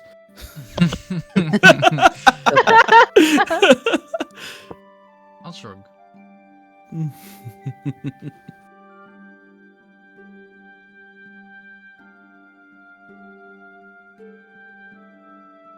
What am I hearing? What are you hearing? I'm going crazy. I'm hearing music from somewhere. The Nicki Minaj.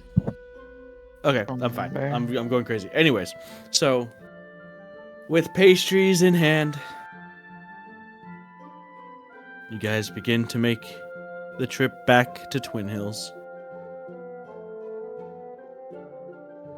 Fredericka drives again. Of course. Learning. Go ahead and make another vehicles check with wisdom, please. Oh, can I? Can I inspire her? Sure. Melody alongside you for the extent of the travel, just either actively singing or when she's not, just playing nice little tunes for the whole ride back. Idly strumming away at her lute. DC Ocho. All right. The ride back is smooth. You deftly and nimbly steer the horses away from any potential divots, holes, dangerous situations. By the time you get back, it is after sundown and leave the horses in the carriage at the stables and walk into the tavern, where you can see Cheryl as well as some of the other wardens. She is giving, it seems like, a mission to Scorpion Group. Apparently there's a rift that needs closing. Scorpion Group looks to you. They're the ones that approached you that one day.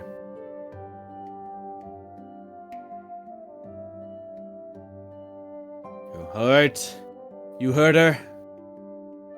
Get your stuff ready. We're going to leave now. We have no time to lose. And the half-orc that had approached you at the table one day passes by the five of you, gives you a slight nod, and passes by. Look out there. And to you, and whatever comes next. Alright. 15 minutes, everyone! Let's go! And he heads out.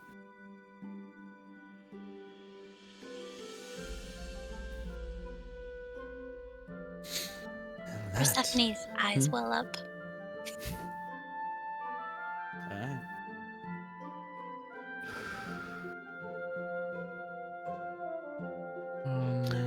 Is that noticeable? I mean, are you looking for it? You'd have to be looking at everybody. I wouldn't say was it's looking at him. Probably actually have to like wipe a tear and everything. Okay. Then yes. Are you alright? Yeah, I think we'll all be all right. I hope. Hopefully they're all right too with their mission. They should be fine. You have to believe in the potential of the people.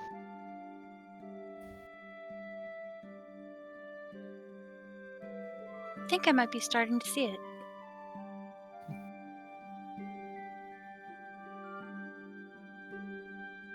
As you guys settle in for a night of drinks, the rest of Phoenix Group, those that are around at least, ask after what it was you guys have been doing for the past day or so.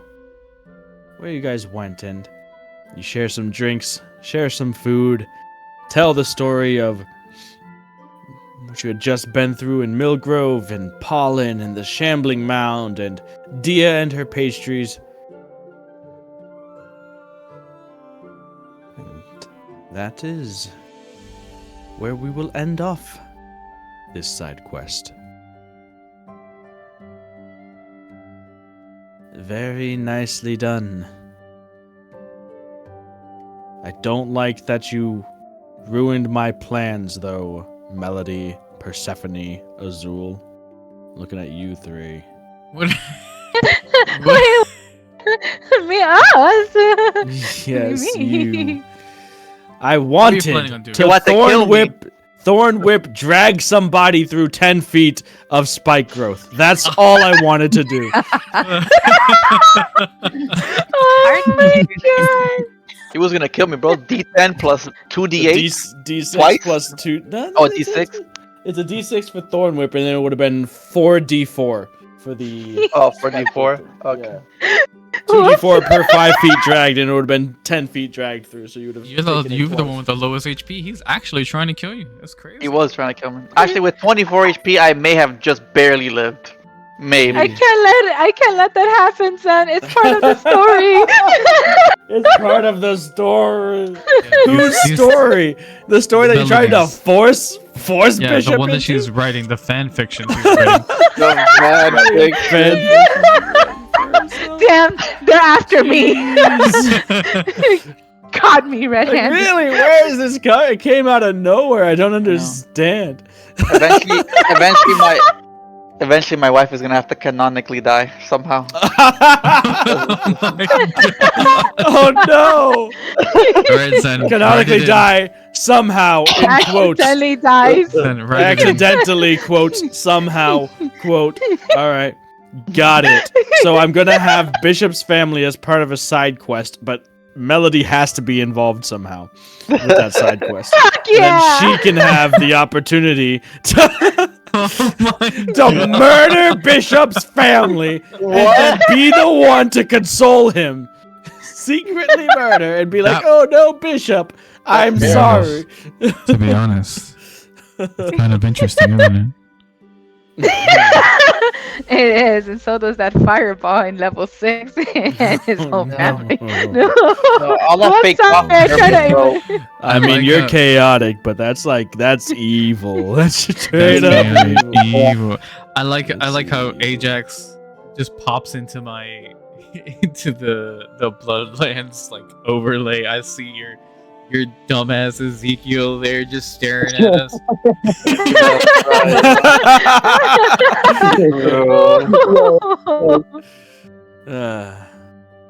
Yo, when you started saying you were telling everyone like how everything was going, I was just gonna pop in character.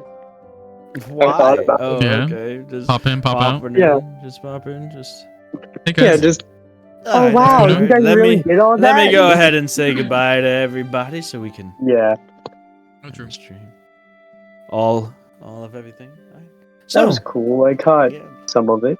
this has been Once Upon a Roll, our Bloodlands campaign. Oh, never mind. You just turned it off. Are we still on voice? It's I not don't even off. know what's It's going on. they hear you. Okay. All right. Well, thanks for stopping by, everybody. Hope to see you next time, which will be tomorrow for Bloodlands main mission. You'll get to see all 8 of us. If you thought this was crazy, just wait. Rip Scorpion Party. And remember, Oh no. say Angusu. Angasu. Can we get Say shirts? Angasu.